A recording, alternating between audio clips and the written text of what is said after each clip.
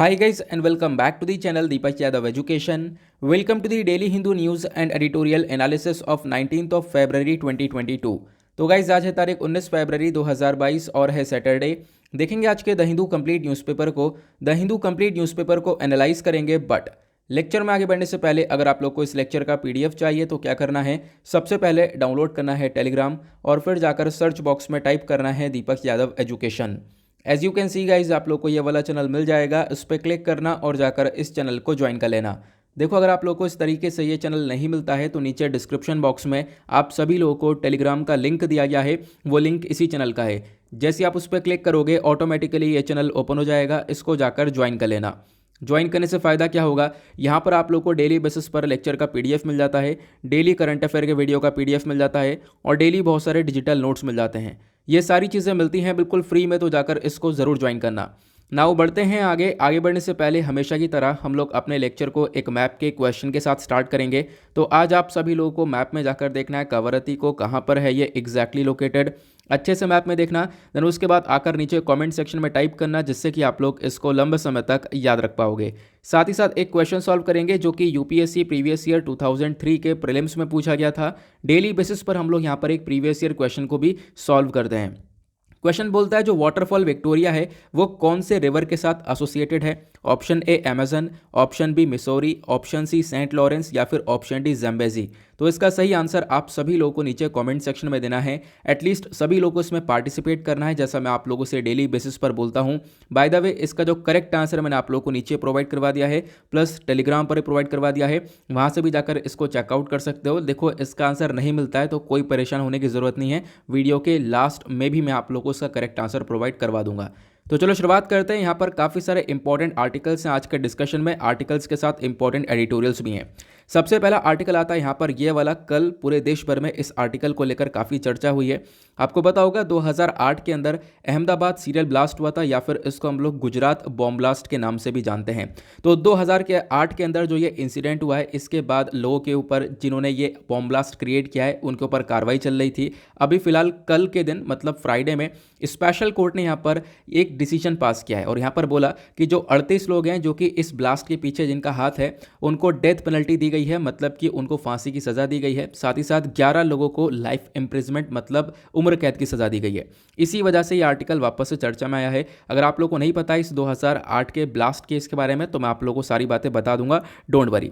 तो फिलहाल तो अगर हम लोग बात करें तो स्पेशल कोर्ट फ्राइडे में बैठा था, इन्होंने 38 लोगों को कॉन्विक्ट किया और इनको डेथ सेंटेंस दे दिया है और 11 लोगों को यहाँ पर लाइफ इम्प्रिजमेंट या आप लोगों ने पढ़ लिया। उसके बाद क्या बोला गया कि देखो हुआ क्या था, ये जो बॉम्ब ब्लास्ट हुआ था ना अहमदाबाद सीरियल ब्लास्ट, इसके अंदर लगभग 56 पर्सन्स की जान गई थी और लगभग 200 के आसपास जो लोग हैं वो इंजर्ड हो चुके थे, ठीक है। और यहाँ पर बहुत सारे लोगों को और भी एक्यूज़ किया गया था, मतलब इस ब्लास्ट के पीछे और भी लोगों को पकड़ा गया था, लेकिन काफ़ी सारे लोगों के रिगार्डिंग हम लोग को प्रॉपर एविडेंसेस, प्रॉपर सबूत नहीं मिल पाए, इस वजह से उनको छोड़ना भी पड़ा है, ये आप लोग को ध्यान रखना है। और फ्राइडे में जो स्पेशल कोर्ट के जज थे AR पटेल साहब, इन्होंने यहाँ पर ये सारी बातें बताई हैं, ये आप लोग को ध्यान रखना है। अब ये जो बात की गई है तो अलग हुआ है, लेकिन इसके साथ साथ यहाँ पर जो भी विक्टिम थे इस पूरे बॉम्ब ब्लास्ट के अंदर उनके लिए कुछ कंपनसेशन का भी ऑर्डर दिया गया है। कोर्ट ने बोला है कि 1 लाख का कंपनसेशन दिया जाएगा जो भी यहाँ पर व्यक्ति इस बॉम्ब ब्लास्ट के अंदर एक तरीके से जिनकी डेथ हुई है तो उनके परिवार वालों को 1 लाख का कंपनसेशन दिया जाएगा। साथ ही साथ जो सीरियसली इंजर्ड हुए थे उनको 50,000 का कंपनसेशन दिया जाएगा और जो माइनर इंजरीज थी उनको 25,000 का कंपनसेशन दिया जाएगा। ये यहाँ पर एक नया अपडेट देखने को मिलेगा, ठीक है। फिर उसके बाद हमें बताया गया कि लगभग मैंने आपको बताया ना कि 38 लोगों को अभी फांसी की सज़ा सुना दी है। तो जो 38 लोगों को ये फांसी की सज़ा सुनाई गई है ये कौन से कोड के हिसाब से या कौन से सेक्शन के हिसाब से, तो इंडियन पिनल कोड सेक्शन 302 का इस्तेमाल किया गया है। साथ ही साथ यहाँ पर क्रिमिनल कॉन्स्पिरेसी का इस्तेमाल किया गया है। साथ ही साथ अनलॉफुल एक्टिविटीज़ प्रिवेंशन एक्ट मतलब UAPA एक्ट का इस्तेमाल किया गया है। तो इन सब एक्ट का इस्तेमाल करने के बाद यहाँ पर इन लोगों को फांसी की सज़ा दी गई और जो ये 11 लोग हैं जिनको अभी उम्र कैद सुनाई गई है ये भी यहाँ पर UAPA सैंक्शंस के अंदर इनको भी चार्ज किया गया है, ठीक है। आई होप आप लोग को यहाँ पर अच्छे से समझ में आ चुका है ये पूरा केस, ये बॉम्ब ब्लास्ट को लेकर अभी क्या नया अपडेट आया है।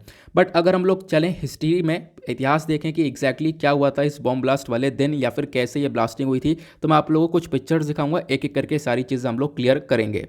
यहाँ से मैं आप लोग को काफ़ी सारी पिक्चर्स दिखाने वाला हूँ। ये सारी पिक्चर्स गूगल पर अवेलेबल है। सिंपल सा आप लोग भी टाइप कर सकते हो, Gujarat bomb blast mind maps करके टाइप कर देना, आपको बहुत सारे पिक्चर्स देखने को मिलेंगे, जो कि पिक्चर्स मैंने आपके साथ यहाँ पर शेयर कर रखे हैं। ठीक है, एक एक करके बताने वाला हूँ। फिलहाल तो ये कल वाली न्यूज़ है जो यहाँ पर अहमदाबाद बम धमाका है उसको लेकर, कि पहली बार ऐसा हुआ है कि 38 लोगों को एक साथ फांसी दी गई है। ठीक है, और 13 साल बाद यहाँ पर इंसाफ मिला है, क्योंकि 2008 के अंदर ये 8 के अंदर ये केस हुआ था, जिस वजह से काफ़ी लंबा समय हो चुका है। बट अभी यहाँ पर इस केस के अंदर कुछ सुनवाई हुई है। ठीक है, फिर उसके बाद मैंने आपको बताया कि 26 जुलाई की 2008 की ये घटना थी। हुआ क्या था यहाँ पर 70 मिनट में लगभग 21 धमाके हुए थे 2008 में। ठीक है, कब 26 जुलाई के अंदर, ये आपको ध्यान रखना है। और इसके अंदर 56 लोगों की जान गई है, 56 लोगों की। साथ ही साथ यहाँ पर दूसरा आपको जो पिक्चर देखने को मिलेगा, इसमें और भी चीज़ें बताई गई हैं कैसे कैसे यहाँ पर धमाके हुए थे। शाम 7 से 8 तक यहाँ पर लगातार, मतलब आप कह सकते हो विस्फोट होते रहे लगातार, अलग अलग जगह पर ये धमाके होते रहे थे, ऐसा यहाँ पे बताया गया। 20 जगहों पर यहाँ पर ये ब्लास्ट हुए थे, जैसा मैंने अभी आप लोगों को बताया। 26 जुलाई को यहाँ पर ये देखने को मिला था, 70 मिनट में 21 ब्लास्ट, ये हम लोगों ने अभी इसको देखा है। ठीक है, और जिनकी भी जान गई थी उनको उनका जो पोस्टमार्टम है वो लगभग 72 आवर्स तक, 72 घंटे तक ये पोस्टमार्टम चलता रहा था। ये सिचुएशन उस टाइम पर क्रिएट हुई थी। क्लियर हुआ। उसके बाद अब इस ब्लास्ट के पीछे कौन था, तो यहाँ पर बताया गया इस ब्लास्ट की जो जिम्मेदारी है वो किस संगठन ने ली थी। वो यहाँ पर आपको देखने को मिलेगा इंडियन मुजाहिदीन संगठन था। उसके साथ साथ यहाँ पर हरकत उल जिहाद अल इस्लामी, यहाँ पर ये संगठन आपको देखने को मिलेगा। और इसी संगठन ने यहाँ पर इस पूरे ब्लास्ट की जिम्मेदारी ली थी। प्लस ये ब्लास्ट कैसे कैसे तैयार किया गया था, ये पिक्चर्स भी अवेलेबल थी। जब मैं लगातार पिक्चर सर्च कर रहा था तो एक के बाद एक मिलती रही, तो मैं सेव करता रहा और फटाफट मैंने इनको सेव करके सब टेलीग्राम पर शेयर कर दिया है। कि मतलब जो केरल के जंगल हैं वहाँ पर ये पूरा का पूरा प्लान बनाया गया था, कैसे बनाया गया था ये आप देख पाओगे। गोधरा कांड हुआ था, गोधरा कांड के बाद यहाँ पर ये आप कह सकते हो, गोधरा कांड के बाद यहाँ पर ये जो पूरी तरह से मतलब जो ब्लास्ट हुआ है वो हुआ था। मतलब गोधरा कांड बेसिकली एक बेस था इसका। लोग जो भी जिन्होंने भी यहाँ पर ब्लास्ट किया उनका कहना ये था कि गोधरा कांड का बदला, ये गोधरा कांड जो भी हुआ है उसके बाद ही यहाँ पर ये ब्लास्ट किया गया है। ठीक है, कैसे कैसे मिशन तैयार किया गया था केरल के जंगलों में, कैसे प्लान तैयार किया गया था, कैसे ट्रेनिंग दी गई थी, वो सारी बातें यहाँ पे बताई गई हैं, जो कि हमारे एग्जामिनेशन के पॉइंट ऑफ व्यू से तो डेफिनेटली इंपॉर्टेंट नहीं होंगी। ठीक है, फिर उसके बाद यहाँ पर बताया गया अहमदाबाद पुलिस ने लगभग 99 आतंकियों की पहचान की थी। काफ़ी सारे लोगों को यहाँ पर पकड़ा गया था। ठीक है, कुछ भाग गए थे। ठीक है, लगभग 3 आतंकी यहाँ पर पाकिस्तान भाग गए, 3 आतंकी यहाँ पर अलग अलग जगह पर भाग गए थे। ठीक है, तो ये सब कुछ भागने के लिए कुछ को यहाँ पर पकड़ा गया। फिर उसके बाद यहाँ पर चार्जशीट वगैरह तैयार करी गई थी। इनफैक्ट यहाँ पर बताया गया कि लगभग 9800 पेजों की एक चार्जशीट यहाँ पर तैयार की गई थी। मतलब कि अपने आप में बहुत ज़्यादा ये एक तरीके से मतलब चर्चा में रहने वाला केस था। 2008 के अंदर काफ़ी कुछ फेस किया है भारत ने। 2008 के अंदर बहुत सारी ब्लास्टिंग अलग अलग जगह पर हुई थी, जिसमें से एक सबसे ज़्यादा खतरनाक और जिसकी वजह से बहुत नुकसान भी हुआ था वो ये था अहमदाबाद ब्लास्ट। ठीक है, तो अहमदाबाद के अलावा अहमदाबाद के कौन कौन से इलाके थे, तो आप लोग देख पाओगे ये सारे इलाके थे जहाँ जहाँ पर लगातार ब्लास्ट हुए थे। ठीक है, 70 मिनट में यहाँ पर 21 ब्लास्ट कहाँ कहाँ पे हुए थे आप लोग देख पाओगे, ये सारी जगह पे बताया गया। तो अपने आप में एक मतलब कि खुद हम लोग इमेजिन कर सकते हैं कि 70 मिनट में 21 ब्लास्ट होना। ठीक है, तो ये अपने आप में एक बहुत बड़ी प्रॉब्लम रही होगी, हमने देखा था। और ये जो भी मैंने बातें अभी आप लोग को पिक्चर के थ्रू बताई है वो सारी बातें आप लोग को इस वाले पिक्चर में भी देखने को मिलेंगी। ठीक है, वो हिंदी में लिखा हुआ है, यहाँ पर ये इंग्लिश में आपको देखने को मिल जाएगा। क्लियर हुआ। तो अगर आप लोगों को पिक्चर्स चाहिए वो कहाँ पे मिल जाएंगे, टेलीग्राम चैनल है दीपक यादव एजुकेशन वाला, यहाँ पर आप देख पाओगे, इसको जाकर ज्वाइन कर सकते हो। 2 चैनल है टेलीग्राम के, एक दीपक यादव एजुकेशन है, दूसरा दीपक यादव एजुकेशन नोट्स है, दोनों को ज्वाइन करना। ये जो नोट्स वाला चैनल है यहाँ पर आपको सारे पिक्चर्स कंटेंट जो भी आप लोग यहाँ पे पढ़ते हो न्यूज़पेपर के PDF के अंदर, वो सब आपको यहाँ पे प्रोवाइड करवा दिया जाता है। अगर आप लोग को ये पहला आर्टिकल अच्छे से क्लियर हो चुका है तो फटाफट वीडियो को लाइक कर देना।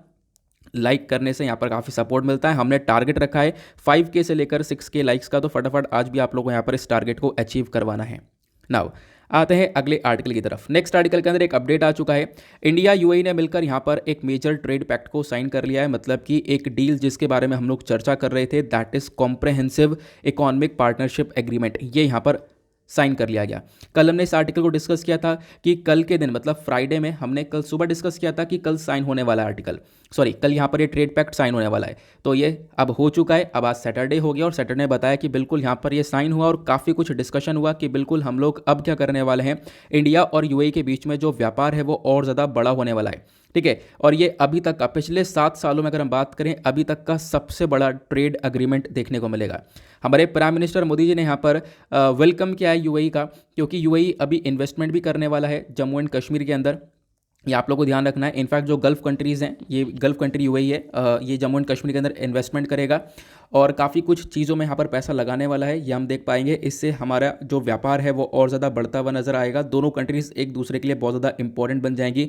ये जो अभी कल अग्रीमेंट हुआ है, इस अग्रीमेंट की वजह से यहाँ पर दोनों कंट्रीज़ के जो रिलेशनशिप हैं वो एक नए एरा के अंदर आ जाएंगे और दोनों कंट्रीज़ का जो व्यापार है वो आने वाले 5 सालों में, अभी तो $60 बिलियन का है, तो $60 बिलियन से इंक्रीज होकर लगभग $100 बिलियन तक का यह व्यापार हो सकता है, ऐसा यहाँ पर बताया गया।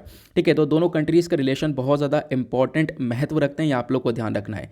बाकी मैंने आप लोगों को कॉम्प्रहेंसिव इकोनॉमिक ट्रेड एग्रीमेंट के बारे में बता ही रखा है, सॉरी इकोनॉमिक पार्टनरशिप एग्रीमेंट के बारे में। तो ध्यान रखना, इंडिया और यूएई के बीच में एक सेपा एग्रीमेंट साइन हुआ है। ठीक है, तो सेपा एग्रीमेंट क्या होता है मैं आप लोगों को बता देता हूँ। अगर आप लोगों को पता होगा, ये आर्टिकल आज से काफ़ी समय पहले मैंने डिस्कस किया था। ठीक है, जब यहाँ पर चर्चा हो रही थी कि भारत और यूएई एक एग्रीमेंट साइन करने वाले हैं। ठीक है, ये मैंने यहाँ पर आपको बताया था। लेकिन comprehensive economic partnership agreement basically एक तरीके का फ्री ट्रेड एग्रीमेंट होता है। आपको पता है फ्री ट्रेड एग्रीमेंट क्या होता है? फ्री ट्रेड एग्रीमेंट के अंदर जो दोनों देश हैं, मतलब दोनों देश के ऊपर जो भी ड्यूटीज़ वगैरह लग रहे हैं, एक्स्ट्रा चार्जेस वगैरह लग रहे हैं, उन सब के ऊपर छूट दी जाती है। जैसे कि अगर हम एग्जांपल लें इंडिया यूएई की, तो यहाँ पर इंडिया हो गया, ये यूएई हो गया। ठीक है, अब दोनों के बीच में यहाँ पर जो भी सामान को लेकर एक्सपोर्ट इंपोर्ट हो रहा है, ठीक है, इस एक्सपोर्ट इंपोर्ट को लेकर कंट्रीज़ जो हैं अलग अलग ड्यूटीज़ एक्स्ट्रा चार्जेस वगैरह लगा रही हैं। ठीक है, तो क्या होगा, उन चार्जेस और एक्स्ट्रा ड्यूटीज़ को हटा दिया जाएगा, उनको माफ़ कर दिया जाएगा। ठीक है, तो यही यहाँ पर आप कह सकते हो। इससे क्या होगा, जो व्यापार है वो काफ़ी हद तक फ्रीली यहाँ पर फ्लो करेगा, जिसको हम लोग फ्री ट्रेड एग्रीमेंट बोलते हैं। तो फ्री ट्रेड एग्रीमेंट बेसिकली क्या है, एक नेगोशिएशन होता है, बातचीत होती है, सर्विसेज को लेकर, इन्वेस्टमेंट को लेकर काफ़ी डिस्कशन होता है, काफ़ी छूट देने के बारे में चर्चा की जाती है। ठीक है, क्लियर हुआ। और जैसा फ्री ट्रेड एग्रीमेंट होता है, फ्री ट्रेड एग्रीमेंट से काफ़ी ज़्यादा डिटेल में होता है ये कॉम्प्रहेंसिव, इसका नाम ही कॉम्प्रहेंसिव है, तो इस वजह से फ्री ट्रेड एग्रीमेंट से भी ज़्यादा अच्छी खासी बातचीत होती है सेपा के अंदर। मतलब कि सेपा एग्रीमेंट एक बहुत मजबूत एग्रीमेंट है। ठीक है, मतलब कि बहुत, मतलब आप कह सकते हो कि इंडिया यूएई रिलेशन बहुत इंपॉर्टेंट हो चुके हैं। एग्जाम में आने के मतलब जो चांसेस हैं वो लगभग 90% तक हैं, क्योंकि सेपा एग्रीमेंट बहुत इंपॉर्टेंट हो चुका है। मतलब यूएई बहुत करीबी दोस्त बन चुका है हमारा, जिसके साथ सेपा या सेका वाले एग्रीमेंट होते हैं, बहुत करीबी दोस्त हम लोग के बन जाते हैं। जैसे हमारे रिलेटिव्स होता है ना, उसी प्रकार से आप कह सकते हो, जो हमारे घर के पास के रिलेटिव्स होते हैं, एक होता है पड़ोसी, वो दूसरा है, लेकिन जो रिलेटिव्स होते हैं वो करीबी होते हैं। वैसे यहाँ पर ये अब यूएई बन चुका है। ठीक है, और इंडिया ने ऑलरेडी सेपा एग्रीमेंट साइन कर रखा है साउथ कोरिया के साथ और जापान के साथ, ये आप लोग को ध्यान रखना है। फिर उसके बाद इंडिया और यूएई के एग्जैक्ट अगर एग्जिस्टिंग इकोनॉमिक रिलेशंस के बारे में अगर हम लोग डिस्कशन करते हैं, तो यूएई आज के टाइम पर इंडिया का थर्ड लार्जेस्ट ट्रेडिंग पार्टनर देखने को मिलेगा। ठीक है, दोनों कंट्रीज़ के बीच का जो बायलैटरल ट्रेड है, जो दोनों कंट्रीज़ के बीच में व्यापार हुआ है 2019-20 में, वो लगभग $59 बिलियन का देखने को मिलेगा। ठीक है, यूएई यहाँ पर सेकेंड लार्जेस्ट एक्सपोर्ट डेस्टिनेशन भी है यूएस के बाद। आपको ध्यान रखना है, हम लोग काफ़ी कुछ एक्सपोर्ट प्लस यूएई से इंपोर्ट भी करते हैं। मैं आपको बताऊंगा दोनों कंट्रीज़ के बीच में एक्सपोर्ट इंपोर्ट क्या होता है। और साथ ही साथ यहाँ पर एक और बहुत इंपॉर्टेंट पॉइंट है, यूएई 8वां लार्जेस्ट इन्वेस्टर है भारत के अंदर। ठीक है, और यहाँ पर काफ़ी सारा पैसा, लगभग अप्रैल 2000 से लेकर मार्च 2021 के बीच में यूएई ने $11 बिलियन का जो अमाउंट है वो इन्वेस्ट किया है। ठीक है, ये आप लोग को ध्यान रखना है। और भी बहुत सारी इंडियन कंपनीज है जिन्होंने यूएई में इन्वेस्टमेंट किया है। देखो, ऐसा नहीं सिर्फ यूएई भारत के अंदर इन्वेस्ट कर रहा है, भारत भी यूएई में इन्वेस्ट कर रहा है। ठीक है, जो इन्वेस्टमेंट है बाय इंडियन कंपनीज यूएई के अंदर, वो लगभग $85 बिलियन से भी ऊपर का देखने को मिल जाएगा। अब दोनों कंट्रीज़ के बीच में एक्सपोर्ट और इंपोर्ट क्या होता है। एक्सपोर्ट के बारे में बात करें तो petroleum products, precious metal, stone, James, jewelleries वगैरह एक्सपोर्ट होता है दोनों कंट्रीज़ के बीच में। प्लस इंपोर्ट की बात करें तो पेट्रोलियम, अगेन वही पेट्रोलियम प्रोडक्ट्स हो गया, precious metal, stone, gem, jewellery, minerals, यही मतलब सेम ही चीज़ें जो कि यहाँ पर इंपोर्ट एक्सपोर्ट करती हैं दोनों कंट्रीज़ आपस में। क्लियर हुआ? तो मैंने आप लोग को इंडिया यूएई के बारे में बता दिया।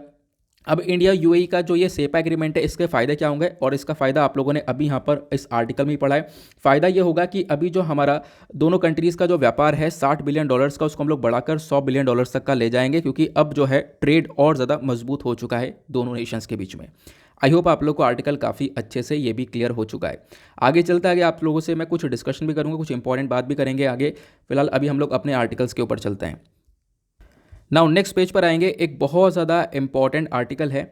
सुप्रीम कोर्ट आ चुका है कृष्णा वाटर डिस्प्यूट को सेटल करने के लिए। आपको पता होगा कृष्णा वाटर डिस्प्यूट आज से लगभग 1 महीने पहले चर्चा में था। लगभग मेरे ख्याल से ये 11 या 12 जनवरी के अंदर ये चर्चा में था। ठीक है, हमने डिस्कस किया था। क्यों चर्चा में था, वो भी बताऊंगा, प्लस अब क्यों चर्चा में वो भी बताऊंगा, इसका बैकग्राउंड भी बताऊंगा, आपके एग्जामिनेशन के पॉइंट ऑफ व्यू से कैसे इंपॉर्टेंट है वो भी हम लोग डिस्कस करेंगे। सिंपली पहले तो इस आर्टिकल को आप लोग जीएस पेपर 2 पॉलिटी से भी रिलेट कर सकते हो, ठीक है। अब कृष्णा वाटर एक कृष्णा नदी है, ठीक है, उस नदी के पानी को लेकर लड़ाई हो रही है 4 राज्यों के बीच में, और यही आप लोग यहाँ पर समझ सकते हो, ठीक है। अभी डिटेल में समझेंगे, एक ओवरव्यू देने के लिए मैंने आपको बताया। वो 4 राज्य कौन कौन से, तेलंगाना, आंध्र प्रदेश, कर्नाटका, ठीक है, और साथ ही साथ महाराष्ट्र आपको देखने को मिलेगा।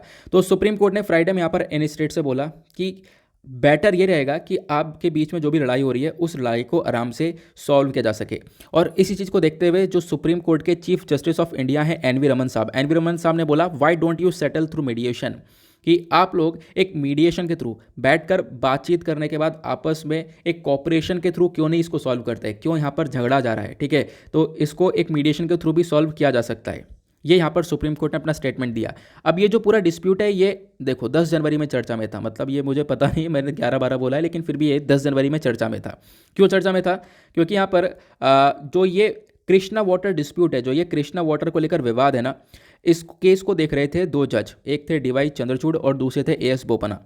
ये यहाँ पर इस केस को देख रहे थे, ये केस से बाहर हो गए, इन्होंने यहाँ पर विड्रॉ कर लिया, हम ये केस देखेंगे नहीं। क्यों? क्योंकि चंद्रचूड़ साहब यहाँ पर महाराष्ट्र से बिलोंग करते थे और यहाँ पर बोपन्ना साहब थे, ये कर्नाटका से बिलोंग करते थे, और ये महाराष्ट्र कर्नाटका ये दोनों राज्य ये इस डिस्प्यूट के अंदर शामिल हैं। तो इनका कहना यह था कि अगर मैंने महाराष्ट्र के फेवर में बोल दिया तो ये लोग बोलेंगे कि यहाँ पर इस जज ने अपने राज्य को फेवर किया है। तो ऐसे यहाँ पर बोपन्ना साहब का कहना था कि अगर मैंने कर्नाटका के फेवर में बोल दिया तो लोग सब मुझे बोलेंगे कि मैंने कर्नाटका के फेवर में सारी बातें बोल दी हैं, कर्नाटका को फेवर कर रहा हूँ, तो इसी वजह से हम लोग ये केस लड़ ही नहीं रहे। तो ये यहाँ पर ये एक तरीके से कृष्णा वाटर डिस्प्यूट के केस से बाहर हो गए थे, ये इसी वजह से चर्चा में था पिछले महीने, ठीक है, क्लियर हुआ। बाकी मैं आपको बताने वाला हूँ, ये जो मैंने हाईलाइट कर रखा है ये भी मैं आप लोगों को बताऊँगा पोर्शन क्यों हाईलाइट कर रखा है, क्या क्या डिस्कशन होगा। पहली चीज़ हम लोग क्या डिस्कस करेंगे वो है मैपिंग। तो मैपिंग में आप लोग को सबसे पहला मैप ये देखना है, आपको यहाँ पर 3 राज्य देखने को मिलेंगे, महाराष्ट्र, कर्नाटका और आंध्र प्रदेश। अब आप कहोगे ये मैप गलत है सर, मैं कहूँगा बिल्कुल गलत है, क्योंकि यहाँ पर तेलंगाना गायब है ना, लेकिन ये 2014 से पहले का मैप है, आपको पता होगा 2014 में तेलंगाना बना था। अब मैं आपको ये मैप दिखा रहा हूँ किस लिए, ताकि आप रिवर की लोकेशन जान सको, डिस्प्यूट क्या हो रहा है। ये कृष्णा रिवर को लेकर डिस्प्यूट हो रहा है। कृष्णा नदी यहाँ से निकली है महाराष्ट्र से, ठीक है, महाराष्ट्र से यहाँ पर ओरिजिन होता है कृष्णा नदी का, फिर उसके बाद ये कर्नाटका से गुजरते हुए, देन उसके बाद आंध्र प्रदेश से गुजरते हुए ये बे ऑफ बंगाल यानी बंगाल की खाड़ियों में गिर जाती है नदी, ठीक है। ये वाला मैप भी देख सकते हो आप, क्लियर हुआ। अब क्या होता है 2014 के बाद यहाँ पर आप देख पाओगे तेलंगाना बन जाता है, ठीक है, आंध्र प्रदेश में से तेलंगाना निकला, 2014 के बाद यहाँ पर 2 स्टेट बन गए। अब महाराष्ट्र, उसके बाद यहाँ पर कर्नाटका, देन उसके बाद तेलंगाना, देन उसके बाद आंध्र प्रदेश। अब इन 4 स्टेट को लेकर यहाँ पर ये नदी क्रॉस करती है, आपको पता चल गया, ठीक है। वैसे तो 3 राज्यों से निकल रही थी, बट क्या हुआ यहीं पर राज्य अलग हो गए, तेलंगाना अलग से बन गया, तो यहाँ पर ये आपको कृष्णा रिवर देखने को मिल जाएगा, क्लियर हुआ। अब हम समझते हैं कि आखिरकार ये विवाद क्या है। विवाद की जो शुरुआत है ये बहुत पुरानी है, ठीक है, मैं आप लोग को एक एक करके बताऊंगा, चाहो तो आप लोग नोट डाउन कर सकते हो, सारी चीज़ें मैं लिखित में भी प्रोवाइड करवा दूंगा, बट अभी मैं जो बता रहा हूँ वो बस खाली सुनते हुए चलना, ठीक है, सुन लोगे तो ज़्यादा बेहतर रहेगा, यहीं पर मैं आप लोगों को सारी चीज़ें क्लियर कर दूंगा। ये विवाद 1969 में स्टार्ट होता है, ठीक है, 1969 में एक कृष्णा वाटर डिस्प्यूट ट्रिब्यूनल को बनाया जाता है, ये आप लोग को ध्यान रखना है, ठीक है। तो उसके बाद यहाँ पर जो 1969 में ये पूरी तरह से डिसाइड किया जाता है कि भाई जो पानी है इसको बांटा जाएगा अच्छे से इन सारे राज्यों के अंदर। देखो हो क्या रहा था, देखो जब ये रिवर महाराष्ट्र से निकल रही है, ठीक है, एक सेकंड में आप लोग को रिवर का कुछ स्टैटिक पोर्शन बता देता हूँ। कृष्णा रिवर के बारे में बात करें तो ईस्ट फ्लोइंग रिवर है, ईस्ट फ्लोइंग मतलब ये ईस्टर्न साइड से, मतलब महाराष्ट्र से बह रही है ऐसे, ठीक है, और बे ऑफ बंगाल के अंदर गिर रही है। साथ साथ यहाँ पे बोला गया जो कृष्णा रिवर है ये कहाँ से ओरिजिनेट होती है, महाराष्ट्र में जो महाबलेश्वर है वहाँ से निकलती है, बे ऑफ बंगाल के साथ मर्ज हो जाती है, लेकिन बे ऑफ बंगाल बंगाल की खाड़ी में गिरने से पहले ये 4 राज्यों से निकलती है, मतलब 3 राज्यों से और निकलती है, एक तो महाराष्ट्र खुद हो गया, फिर उसके बाद कर्नाटका, तेलंगाना और आंध्र प्रदेश यहाँ से निकलती है। साथ साथ बताया कि यहाँ पर काफ़ी सारी ट्रिब्यूटरी सहायक नदियाँ भी हैं जो कि यहाँ पर जाकर मिलती हैं, आप लोग को ध्यान रखना है। फिलहाल जो इंपॉर्टेंट बात थी, जो स्टैटिक पोर्शन था वो मैंने आप लोगों को बताया। 1969 में यहाँ पर ये डिस्प्यूट स्टार्ट होता है, ठीक है। अब यहाँ पर क्या हुआ, ये जो कृष्णा वाटर डिस्प्यूट ट्रिब्यूनल को बनाया गया और बोला गया जो कृष्णा वाटर डिस्प्यूट ट्रिब्यूनल है, क्योंकि यहाँ पे लड़ाई चल रही थी कि हम लोग पानी को कैसे अलोकेट करें, ठीक है। यहाँ पे महाराष्ट्र निकल रहा है, महाराष्ट्र यहाँ पर ये नदी निकल रही है महाराष्ट्र से, कर्नाटका से निकल के आंध्र प्रदेश से फिर बंगाल ऑफ खाड़ी के अंदर, बे ऑफ बंगाल के अंदर। तो क्या हो रहा था यहाँ पर इसके यूज़ को लेकर काफ़ी हद तक मतलब प्रॉब्लम क्रिएट हो रही थी कि कौन कौन कितना पानी यूज़ करेगा। तो जो 1969 में यहाँ पर ट्रिब्यूनल बैठा था, इन्होंने बोला कि लगभग 2060 टीएमसी, टीएमसी यहाँ नहीं, वाटर को मेजर करने की यहाँ पर एक तरीके से ये आपको नंबरिंग देखने को मिलेगी टीएमसी। ठीक है, तो 2060 जो टीएमसी है ऐसे समझ सकते हो। 2060 टीएमसी बोला गया कि ये जो पानी है ये हर साल यहाँ पे 2060 टीएमसी पानी यूज़ किया जाता है। अब इसमें से क्या होगा कि इसमें बोला गया जो 560 टीएमसी है वो महाराष्ट्र लेगा, उसके साथ यहाँ पे बोला गया यहाँ पर जो 700 टीएमसी है वो यहाँ पर कर्नाटका लेगा, और 8 मतलब लगभग जो 800 टीएमसी है वो आंध्र प्रदेश लेगा। ठीक है, तो ये डिसाइड हुआ था 1969 के ट्रिब्यूनल के अंदर, जब ये केस यहाँ पर ट्रिब्यूनल में पहुंचा था। तो यहाँ पर 560 अलोकेट किया गया महाराष्ट्र के लिए, आप इतना पानी यूज़ करोगे। 700 टीएमसी यहाँ पर यूज़ करेगा कर्नाटका, उसके बाद यहाँ पर जो 800 टीएमसी वो आंध्र प्रदेश यूज़ करेगा। अब आप कहोगे आंध्र प्रदेश को सबसे ज़्यादा पानी क्यों दिया गया, क्योंकि आंध्र प्रदेश अपने आप में, ये सारी बात कब की, 1969 की। ठीक है, और उस समय यहाँ पर तेलंगाना नहीं हुआ करता था, आपको पता है। ठीक है, तेलंगाना 2014 में बना है। तो क्या हुआ था यहाँ पर आंध्र प्रदेश एरिया वाइज सबसे बड़ी जगह आपको देखने को मिलेगा, इस वजह से काफ़ी सारा पानी का एलोकेशन यहाँ पर आंध्र प्रदेश को दिया गया था। क्लियर हुआ, चलो ये भी। अब हम लोग समझते हैं और क्या हुआ, फिर उसके बाद यहाँ पर एक कहानी आगे बढ़ती है। ठीक है, अब हुआ क्या, 2004 में ना वापस से विवाद उठता है। ठीक है, राज्यों में यानी जो ये हमारे स्टेट्स हैं इनके बीच में विवाद हो जाता है 2004 में। फिर से यहाँ पर ये लोग कहते हैं कि देखो यहाँ पर पानी का एलोकेशन बिल्कुल सही नहीं हुआ है, आंध्र प्रदेश को ज़्यादा पानी दिया गया है, ऐसे लेकर कुछ डिस्प्यूट्स होते हैं। फिर क्या होता है 2010 में फिर एक डिस्कशन होता है। 2010 में यहाँ पर बातचीत होती है और पूरी तरह से एक रिपोर्ट यहाँ पर दी जाती है, और फिर उस रिपोर्ट के अंदर यहाँ पर बोला जाता है कुछ चेंजेस करे जाएं, और फिर यहाँ पर मैंने आपको बताया ना 2004 के अंदर वापस से चीज़ें डिस्कस की जाती हैं और वापस से यहाँ पर चीज़ें बदली जाती हैं। तो 2004 में यहाँ पर जब ये दोबारा से केस पहुँचा कहाँ पर, ये कृष्णा वाटर डिस्प्यूट ट्रिब्यूनल के अंदर, तो ये वापस से एलोकेशन करते हैं कि हम लोग चलो दोबारा से एलोकेशन कर देते हैं। ठीक है, तो यहाँ पर प्रॉब्लम दूर हो जाएगी। तो ये एलोकेशन कैसे कर दिया गया था, एक फाइनल एलोकेशन किया गया था, मैं आपको बताता हूँ। ठीक है, वो एलोकेशन ये किया गया था कि देखो जब ये 2004 के अंदर क्या क्या बोला गया, मैं आपको एक सेकंड में आप पेपर क्लियर कर देता हूँ। ठीक है, हाँ, 2004 के अंदर दोबारा एलोकेशन दिया किया गया। यहाँ पे बोला कि अब जो पहले 560 टीएमसी जो पानी है ये किसको दिया जा रहा था, ये बेसिकली यहाँ पर महाराष्ट्र के लिए था, लेकिन अब इसके लिए बढ़ा दिया गया। ये यहाँ पर 666 मतलब 666 टीएमसी हम लोग यहाँ पर ये पानी देंगे महाराष्ट्र को, ये चीज़ की गई। दूसरा यहाँ पर क्या बोला, अब कर्नाटक के लिए क्या बोला, कर्नाटका के लिए पहले 700 टीएमसी था 1969 वाले के अंदर। ठीक है, तो अब यहाँ पे बोला इसको भी अब थोड़ा ज़्यादा पानी देंगे हम लोग, 911 टीएमसी यहाँ पर ये यूज़ कर सकता है। उसके बाद यहाँ पर इसी प्रकार से जो आंध्र प्रदेश है, आंध्र प्रदेश के भी बढ़ा दिया गया। आंध्र प्रदेश के लिए यहाँ पर 800 टीएमसी ही रखा गया था, और दोबारा यहाँ पर आप कह सकते हो अब 800 टीएमसी पहले रखा गया था और अब यहाँ पर उसको इंक्रीज़ करके लगभग आप कह सकते हो 1001 टीएमसी कर दिया था। तो मतलब 1969 में यहाँ पर इनको इतना इतना पानी यूज़ करना था। अब क्या हुआ, उसके बाद यहाँ पर जो वापस से 2004 के अंदर चीज़ें बैठी हैं, तो वहाँ पर पानी का यूज़ बढ़ा दिया गया कि भाई इतना इतना ज़्यादा पानी अब लोग ये यूज़ कर सकते हैं, ये जो स्टेट हैं वो यूज़ कर सकते हैं।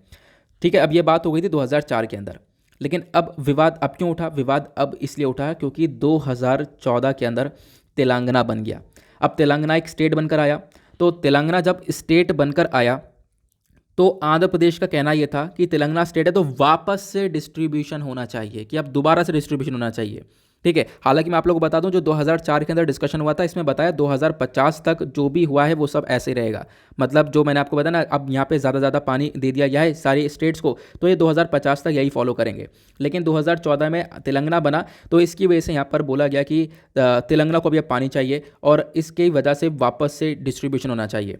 तो महाराष्ट्र और कर्नाटका साथ में आ गए। इनका कहना यह है कि आपके लिए हमने, मतलब जो आंध्र प्रदेश पूरा आंध्र प्रदेश था, इसके लिए हमने ऑलरेडी कितना 1001 टीएमसी अनाउंस कर रखा है, तो इसमें से बांट लो ना। ये तो सेंस वाली बात है कि 1001 टीएमसी आप पूरे आंध्र प्रदेश के लिए था। अब आंध्र प्रदेश के अंदर से तेलंगाना बनाए तो पानी तो उतना ही है, तो उसमें से बांट दो, उसमें से आधा दे दो तेलंगाना को, ऐसा कर लो। लेकिन यहाँ पर एक तरीके से ये जो है नहीं माने। इनका कहना यह है कि नहीं, दोबारा से डिस्ट्रीब्यूशन होना चाहिए। तो अब दोबारा से डिस्ट्रीब्यूशन करने के लिए ये लोग यहाँ पर सुप्रीम कोर्ट में पहुँच गए। ठीक है, सुप्रीम कोर्ट यहाँ पर अब इस पूरे केस को देख रहा है कृष्णा वाटर डिस्प्यूट का। आई होप आप लोग यहाँ पर ये सारी बातें क्लियर कर गए होंगे। ठीक है, 2010 के अंदर एक रिपोर्ट प्रस्तुत की थी जो मैंने अभी आप लोगों को बताया था। ये यहाँ पर ट्रिब्यूनल 2 था।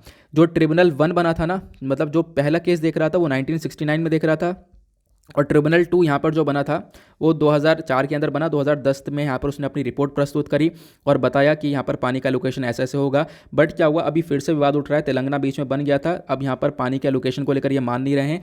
तो आई होप आप लोगों को मैंने अच्छे से समझा दिया कृष्णा वाटर डिस्प्यूट है क्या। ठीक है। इसमें काफ़ी बड़ा रोल श्री साइलम रिजर्वायर का भी देखने को मिलता है। हुआ क्या, तेलंगाना यहाँ पर इसका भरपूर मात्रा में पानी का यूज़ कर रहा है। ये आपको श्री साइलम डैम देखने को मिलेगा। तेलंगाना यहाँ पर इसमें खूब पानी का यूज़ कर रहा है। अभी फिलहाल इन दोनों की मांग ये है कि हमारे बीच में भी मतलब दोबारा से एलोकेशन हो जाए तो ज़्यादा बेहतर रहेगा। फिलहाल दोबारा से एलोकेशन हो नहीं पाएगा क्योंकि 2050 तक जो भी होना था वो हम लोगों ने पहले ही डिसाइड कर लिया है। तो अभी यहाँ पर सुप्रीम कोर्ट ने बोला है कि आपस में बैठकर भी डिस्कशन किया जा सकता है, आपस में बैठकर भी हम लोग चीज़ों को सॉल्व कर सकते हैं। ठीक है, ये आप लोग को ध्यान रखना है। जो भी बातें मैंने आप लोग बताई वो सब लिखित में मैं आप लोग को दे दूंगा, टेलीग्राम पर शेयर कर दूंगा। ठीक है, नोट्स जो हैं। बाकी यहाँ पर मैंने आप लोग को जो कृष्णा रिवर है उसके बारे में इन्फॉर्मेशन यहाँ पे अवेलेबल करवा दी है। ठीक है, हालांकि जो बातें मैंने आप लोग को बताई हैं वो मैंने विकीपीडिया से देखा है। इधर मेरे बराबर में विकीपीडिया ओपन है, मैं वहीं से देख के आपको पूरा डिस्प्यूट समझाया मैंने। ठीक है, तो वो जो इंपॉर्टेंट पॉइंट्स जो मैंने सब आप लोगों को मैं बता दूंगा। ठीक है, टेलीग्राम पर शेयर कर दूंगा, आप लोग वहाँ से नोट डाउन कर सकते हो। नाउ आते हैं अगले आर्टिकल की तरफ। नेक्स्ट आर्टिकल बहुत ज़्यादा इंपॉर्टेंट होने वाला है। ठीक है, यहाँ पर आप लोग देख पाओगे बात की गई है जो टाइगर कब है उसको अभी रेस्क्यू किया गया है केरला के कॉफ़ी प्लांटेशन से। मतलब एक टाइगर कब को बचाया गया है, टाइगर के बच्चे को बचाया गया है। ठीक है, अब एग्जैक्टली अगर हम बात करें तो लोकेशन कहाँ की है, तो आप कहोगे आर्टिकल इंपॉर्टेंट क्यों है, तो अभी सुनो थोड़ा सा। ये लोकेशन एग्जैक्टली है वायनाड वाइल्ड लाइफ सेंचुरी की। जो वायनाड वाइल्ड लाइफ सेंचुरी है यहीं से इस टाइगर को बचाया गया। तो इसी वजह से मैंने हाईलाइट किया क्योंकि ताकि आप लोग वायनाड वाइल्ड लाइफ सेंचुरी के बारे में जान लो। अभी रिसेंटली मतलब 3-4 दिन पहले भी काफ़ी चर्चा में था ये। ठीक है, प्रीलिम्स के पॉइंट ऑफ व्यू से इंपॉर्टेंट है। सिलेबस के बारे में बात करें तो जीएस पेपर 3 के अंदर आपको एनवायरमेंट का टॉपिक देखने को मिलेगा, वहाँ से आप लोग इसको रिलेट कर सकते हो। पहला क्वेश्चन, जो वायनाड वाइल्ड लाइफ सेंचुरी कहाँ पे लोकेटेड है, तो केरला के अंदर ये देखने को मिलेगी, ध्यान रखना।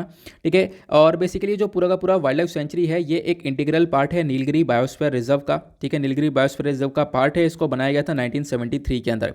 ये जो वायनाड वाइल्ड लाइफ सेंचुरी है ये लगभग 344.44 स्क्वायर किलोमीटर के अंदर फैला हुआ है। ये भी आपको ध्यान रखना है, इतने एरिया में स्प्रेड है। और साथ ही साथ वायनाड वाइल्ड लाइफ सेंचुरी के आसपास आपको इधर अलग अलग टाइगर रिजर्व्स भी देखने को मिलेंगे। टाइगर रिजर्व ऑफ नगरहोल और बंदीपुर भी देखने को मिल जाएगा इसके पास में ही। ठीक है, प्लस यहाँ पर जो वायनाड वाइल्ड लाइफ सेंचुरी है यहाँ पर काबनी रिवर बेसिकली एक सहायक नदी है कावेरी रिवर की। तो ये काबनी रिवर बहती है सेंचुरी से, ध्यान रखना। प्लस यहाँ पर अगर बात करें बहुत सारे जानवर प्लस बहुत सारे मतलब पेड़ पौधे ही पाए जाते हैं। South India most deciduous forest यहाँ पर ये बोला जाता है। प्लस यहाँ पर एलिफेंट, टाइगर, पैंथर, सांबर ये सारे जानवर पाए जाते हैं। बस यहाँ पर लोकेशन कहाँ पर एग्जैक्टली वो ध्यान रखना। ये कहाँ पे लोकेटेड है, केरला के अंदर लोकेटेड है। तो मैंने आप लोग को इसके बारे में भी बता दिया है क्योंकि क्वेश्चन बन जाते हैं। आप लोगों ने देखा होगा वाइल्ड लाइफ सेंचुरी के रिगार्डिंग या फिर कोई नेशनल पार्क हो गया, बायोस्फीयर रिजर्व हुआ, तो इनके रिगार्डिंग हर साल एक ना एक क्वेश्चन हम लोग को देखने को मिल जाता है। अगले आर्टिकल की तरफ चलते हैं। नाउ यहाँ पर आते हैं अगले आर्टिकल की तरफ। नेक्स्ट आर्टिकल भी काफ़ी इंपॉर्टेंट यहाँ पर हो जाता है। तो रशिया ने अभी वेलकम किया भारत के एक स्टेप का। भारत ने यूनाइटेड नेशन सिक्योरिटी काउंसिल के अंदर एक बातचीत की थी, मैं आपको वो सारी बातें बताऊंगा। देखो अभी क्या हो रहा है, रशिया यूक्रेन के बीच में काफ़ी सारे डिस्प्यूट्स क्रिएट हो रहे हैं।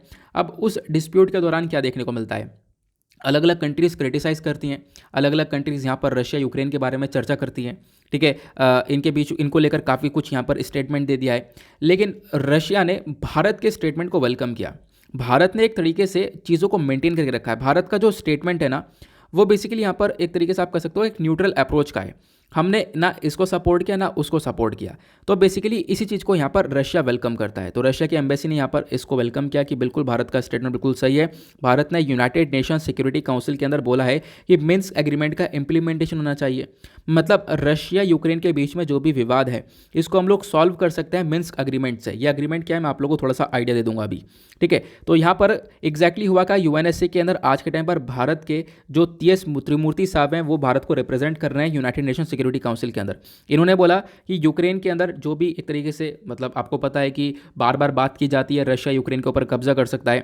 तो इसको लेकर भारत का मेजर फोकस है कि हम लोग अपने जो भी इंडियन नेशनल्स भारत के जो लोग यूक्रेन के अंदर हैं वो हमारे लिए प्रायोरिटी, हम लोग उनकी सेफ्टी के ऊपर ध्यान दें। ठीक है, साथ ही साथ इन्होंने यहाँ पर ये भी बोला कि एक परमानेंट सॉल्यूशन इन दोनों कंट्रीज़ के बीच में क्या हो सकता है, वो ये हो सकता है मिन्स्क एग्रीमेंट। मिन्स्क एग्रीमेंट क्या था मैं आप लोगों को थोड़ा सा एक आइडिया दे देता हूँ। यहाँ पर बेसिकली जो अग्रीमेंट है एक ट्राइलेटरल कॉन्टैक्ट ग्रुप है। यहाँ पर यूक्रेन, रशिया और साथ ही साथ OSCE, यहाँ पर तीन चीज़ों के बीच में एक ग्रुप हुआ था, ये एग्रीमेंट हुआ था। इस एग्रीमेंट के अंदर यहाँ पर ये बोला गया था कि जो रशिया और यूक्रेन के बीच में जो भी विवाद है इसको लेकर सीज फायर किया जाएगा। मतलब कि जो भी यहाँ पर डिस्प्यूट है उनको बंद किया जाएगा, जो भी गोलियां बाड़ियाँ चल रही हैं इनके बॉर्डर के ऊपर वो रोका जाएगा। ठीक है, साथ ही साथ यहाँ पर जो ह्यूमैनिटेरियन कंडीशन है उसको इंप्रूव किया जाएगा दोनबास रीजन के अंदर। दोनबास रीजन यूक्रेन के अंदर है जिसको लेकर काफ़ी विवाद देखने को मिलता है। मैं आप लोगों को एग्जैक्टली लोकेशन भी दिखा देता हूँ ताकि आप लोग बिल्कुल भी कन्फ्यूजन ना पालो। हाँ, अभी जो मैंने आप लोग को बताया था ना वाइल्ड लाइफ सेंचुरी, ये आपको केरला का मैप देखने को मिलेगा, ऊपर आपको ये वाइल्ड लाइफ सेंचुरी देखने को मिल जाएगी, ठीक है। ये पिक्चर भी मैंने अवेलेबल करवा दिया है टेलीग्राम पर। ये मिन्स्क एग्रीमेंट क्यों बोलते हैं, क्योंकि बेलारूस के अंदर एक कैपिटल है इसकी मिन्स्क, ठीक है। तो यहीं पर ये एग्रीमेंट हुआ था, ठीक है। ये इसके बारे में ध्यान रखना। और यहाँ पर आप लोगों को ये भी दिख रहा होगा, ऊपर रशिया, नीचे यूक्रेन भी आपको यहाँ पर नज़र आएगा। फिर उसके बाद मैंने आपको ये बताया कि देखो ये जो यूक्रेन वाला पोर्शन है पूरा का पूरा, ऊपर रशिया है, इधर दोनबास वाला रीजन है, इसको लेकर काफ़ी डिस्प्यूट है। दोनबास रीजन दो एरिया से मिलकर बनाए, लुहांस्क और डोनेट्स्क करके बनाए, ठीक है। अब क्या है, इसको लेकर काफ़ी डिस्प्यूट है। यहाँ पर आपको देखने को मिलेगा रशिया का इन्फ्लुएंस काफ़ी ज़्यादा है। तो मिन्स्क एग्रीमेंट के अंदर बोला गया है कि जो भी डिस्प्यूट है, जो भी यहाँ पर इस पर्टिकुलर एरिया को लेकर विवाद है, इसको खत्म किया जाएगा। यहाँ पर जो भी सीज फायर गोलीबारियाँ हैं उनको बंद करवाया जाएगा। आपस में डिस्कशन करेगा रशिया और यूक्रेन, आपस में बातचीत करेगा, ठीक है। साथ साथ यहाँ पर जो भी रशिया ने अपने अनलॉफुल आर्म्ड ग्रुप्स को फैला रखा है, ठीक है, मतलब अपने जो एक तरीके से सोल्जर्स हैं उनको फैला रखा है इस पूरे बॉर्डर वाले एरिया पे, उसको वापस से यहाँ पर जो रशिया है वो वापस से उनको बुलाएगा, ठीक है। इकोनॉमिक रिकवरी के ऊपर ध्यान दिया जाएगा और मतलब जो भी यहाँ पे नुकसान हुआ इसको रिकंस्ट्रक्ट किया जाएगा। तो ये सारी बातें यहाँ पर की गई थी इस मिन्स्क एग्रीमेंट के अंदर। लेकिन खास बात क्या है ना, ये एग्रीमेंट के अंदर सिर्फ डिस्कशन ही हुआ था, ये एग्रीमेंट इंप्लीमेंट नहीं हो पाया है, लागू आज तक नहीं हो पाया है। तो बेसिकली सभी लोगों की गुहार यह है, जिसके साथ इंडिया भी यही बोल रहा है कि जो ये अग्रीमेंट है ये अगर लागू हो जाए तो ज़्यादा बेहतर रहेगा। ये अग्रीमेंट लागू हो जाता है तो इंडिया रशिया के बीच रशिया और यूक्रेन के बीच में डिस्कशन भी होता रहेगा, प्लस इनके बीच की जो लड़ाई है वो काफ़ी हद तक सिमट जाएगी, ठीक है, वो काफ़ी हद तक सॉल्व हो जाएगी। प्लस जो आज के टाइम पर प्रॉब्लम देखने को मिल रही है कि रशिया कब्जा लेगा यूक्रेन को, वो प्रॉब्लम भी काफ़ी हद तक कम हो जाएगी, वो भी खत्म होती हुई नजर आएगी, ठीक है।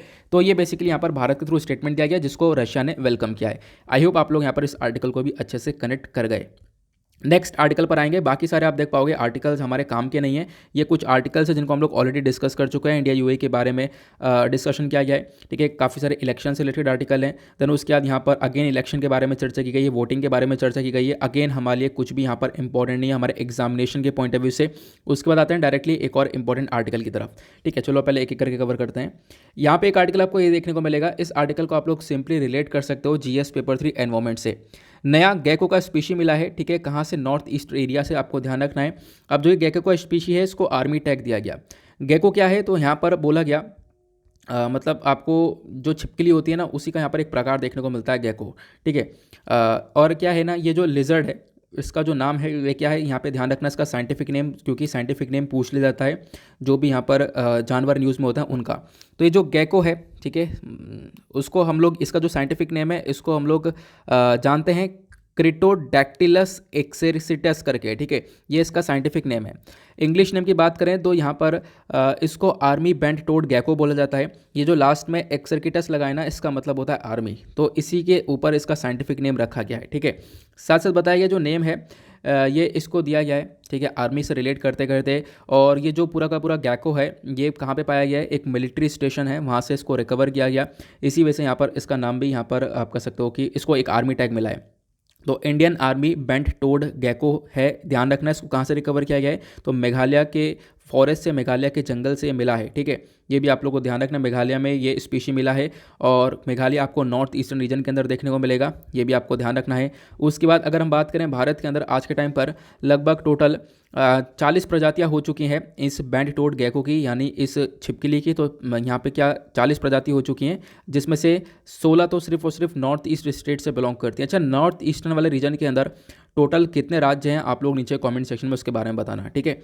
तो गैको क्या है, आई होप आप लोगों को क्लियर कर चुके होंगे। यहाँ पर एक तरीके से छिपकली का ही एक पूरा छिपकली के प्रकार की एक प्रजाति आपको ये देखने को मिलती है गैको, ठीक है।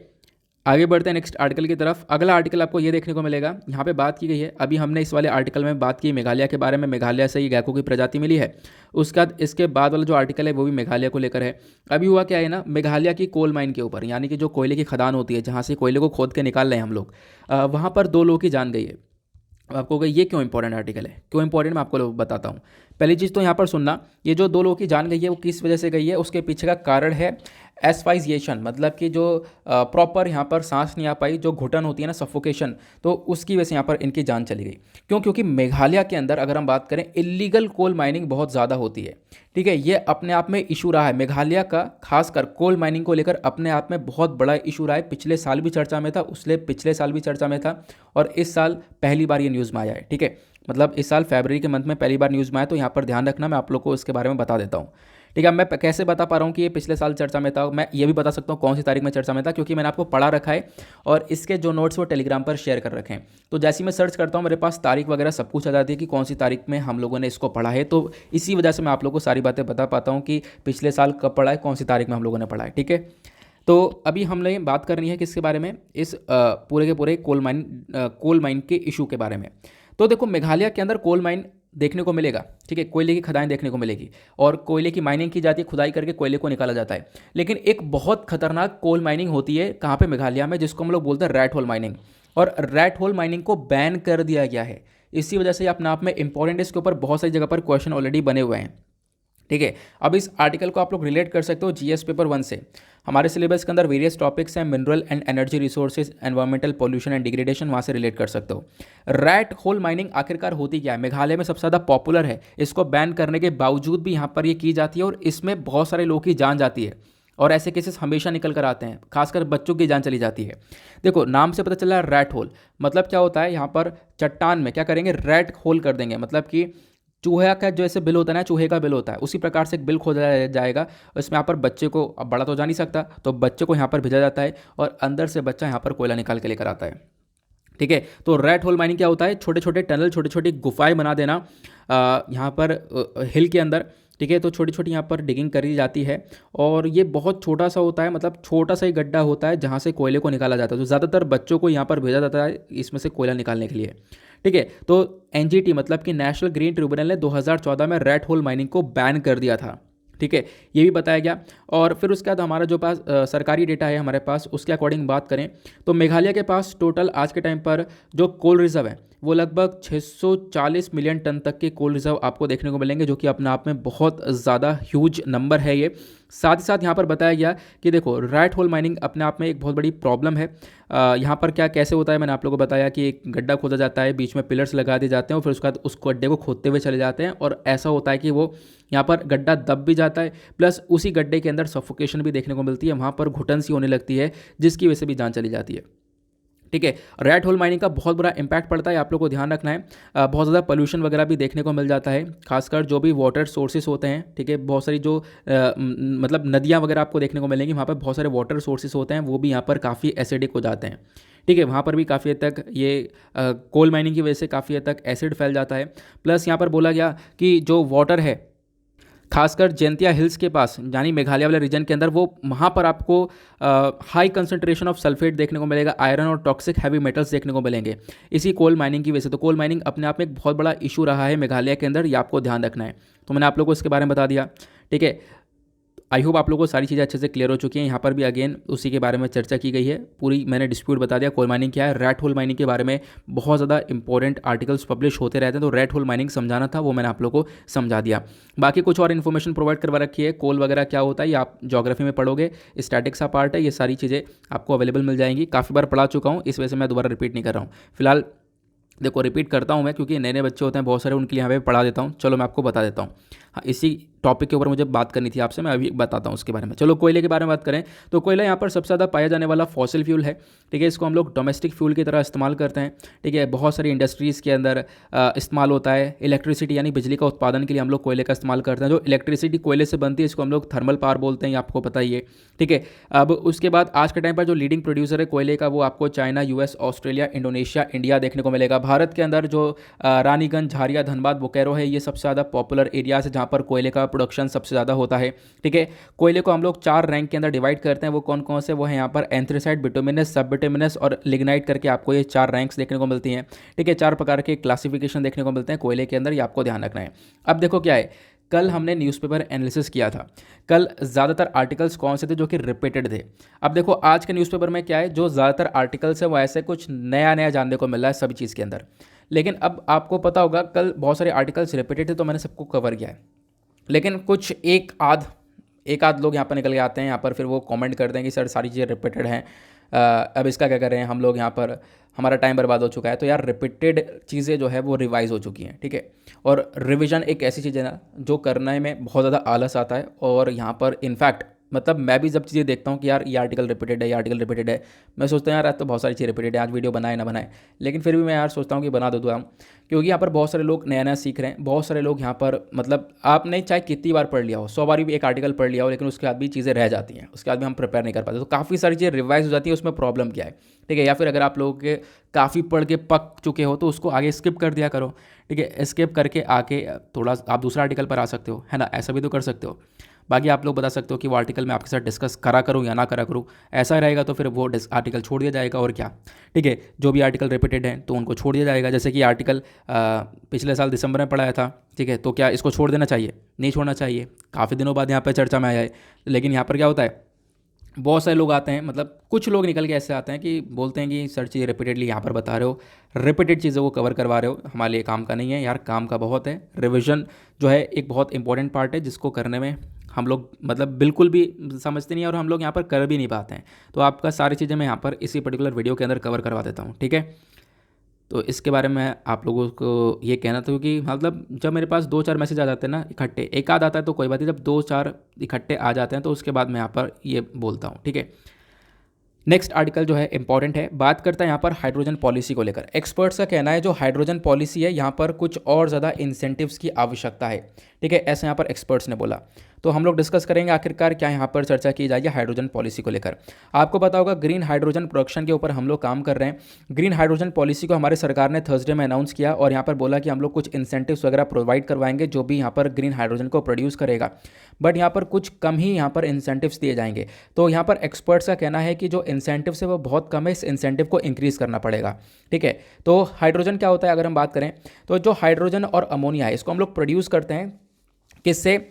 स्टीम रिफॉर्मेशन से, या फिर यहाँ पर आपको पता होगा हम लोग इलेक्ट्रोलिसिस का इस्तेमाल करते हैं, बहुत इंपॉर्टेंट है। इलेक्ट्रोलिसिस के अंदर क्या होता है, हम लोग पानी को स्प्लिट करते हैं, यानी जो वाटर होता है उसको स्प्लिट कर देते हैं हाइड्रोजन और ऑक्सीजन में, ठीक है। ऑक्सीजन अलग कर देते हैं पानी में से, हाइड्रोजन अलग कर देते हैं, जो हाइड्रोजन मिलता है उसको हम लोग निकाल लेते हैं और फिर उसका यूज़ करते हैं, ठीक है। तो यहाँ पर इसी को हम लोग बोलते हैं हाइड्रोजन को निकालना। अब यहाँ पर एक पॉइंट आता है ग्रीन हाइड्रोजन का, ठीक है। ग्रीन हाइड्रोजन अपने आप में बहुत इंपॉर्टेंट है। देखो अब मैंने आपको क्या बताया कि मान लो यहाँ पर ये इसके अंदर एक सेकंड, ठीक है, एक सेकंड, यहाँ पर आप मान लो इसके अंदर वाटर है, ठीक है। अब इसके अंदर वाटर है, हमें यहाँ पर इलेक्ट्रोलिसिस करना है। इलेक्ट्रोलिसिस करने के बाद यहाँ पर इसमें से ऑक्सीजन अलग निकालना है, हाइड्रोजन अलग निकालना है। जो इलेक्ट्रोलिसिस होगा इसके लिए हमें इलेक्ट्रिसिटी की ज़रूरत है, ठीक है, बिजली की ज़रूरत है। अब यहाँ पर क्या होगा, जो मतलब पावर की ज़रूरत है, इस पावर की मदद से हम लोग इलेक्ट्रोलिसिस कर पाएंगे। अब जो पावर जनरेट हो रही है, मान लो कोयला जाके जनरेट हो रही है, ठीक है, कोयला जलाकर या फिर कुछ इस प्रकार से पावर को बनाया जा रहा है जिससे पोल्यूशन काफ़ी ज़्यादा हो रहा है, तो वो क्या ग्रीन हाइड्रोजन कहलाएगा? क्योंकि यहाँ पर एक तरफ से हाइड्रोजन बना रहे हो, दूसरी तरफ से आप पोल्यूशन कर रहे हो, है ना। तो इसी वजह से ग्रीन हाइड्रोजन किसको बोलते हैं कि भाई यहाँ पर इस वाले सिस्टम को ख़त्म करो। यहाँ पर हम लोग क्या करेंगे, यहाँ पर हम लोग यूज़ करेंगे सोलर एनर्जी का, ठीक है, जो भी रिन्यूएबल एनर्जी है, सोलर एनर्जी का, विंड एनर्जी का, क्योंकि सोलर एनर्जी भी तो हमें पावर जनरेट करके दे रही है, विंड एनर्जी भी तो हम लोग को पावर जनरेट करके दे रही है। अब जो भी पावर है हम लोग वो यहाँ पर पावर यूज़ करेंगे जो भी सोलर एनर्जी से निकल कर आई है, विंड एनर्जी से निकल कर आई है, उस पावर का इस्तेमाल करके हम इलेक्ट्रोलिसिस करेंगे और इलेक्ट्रोलिसिस के माध्यम से यहाँ पे पानी, जो ऑक्सीजन है वो बेसिकली पानी में से अलग कर दिया जाएगा और हाइड्रोजन अलग कर दिया जाएगा। इसी को बोलते हैं हम लोग ग्रीन हाइड्रोजन।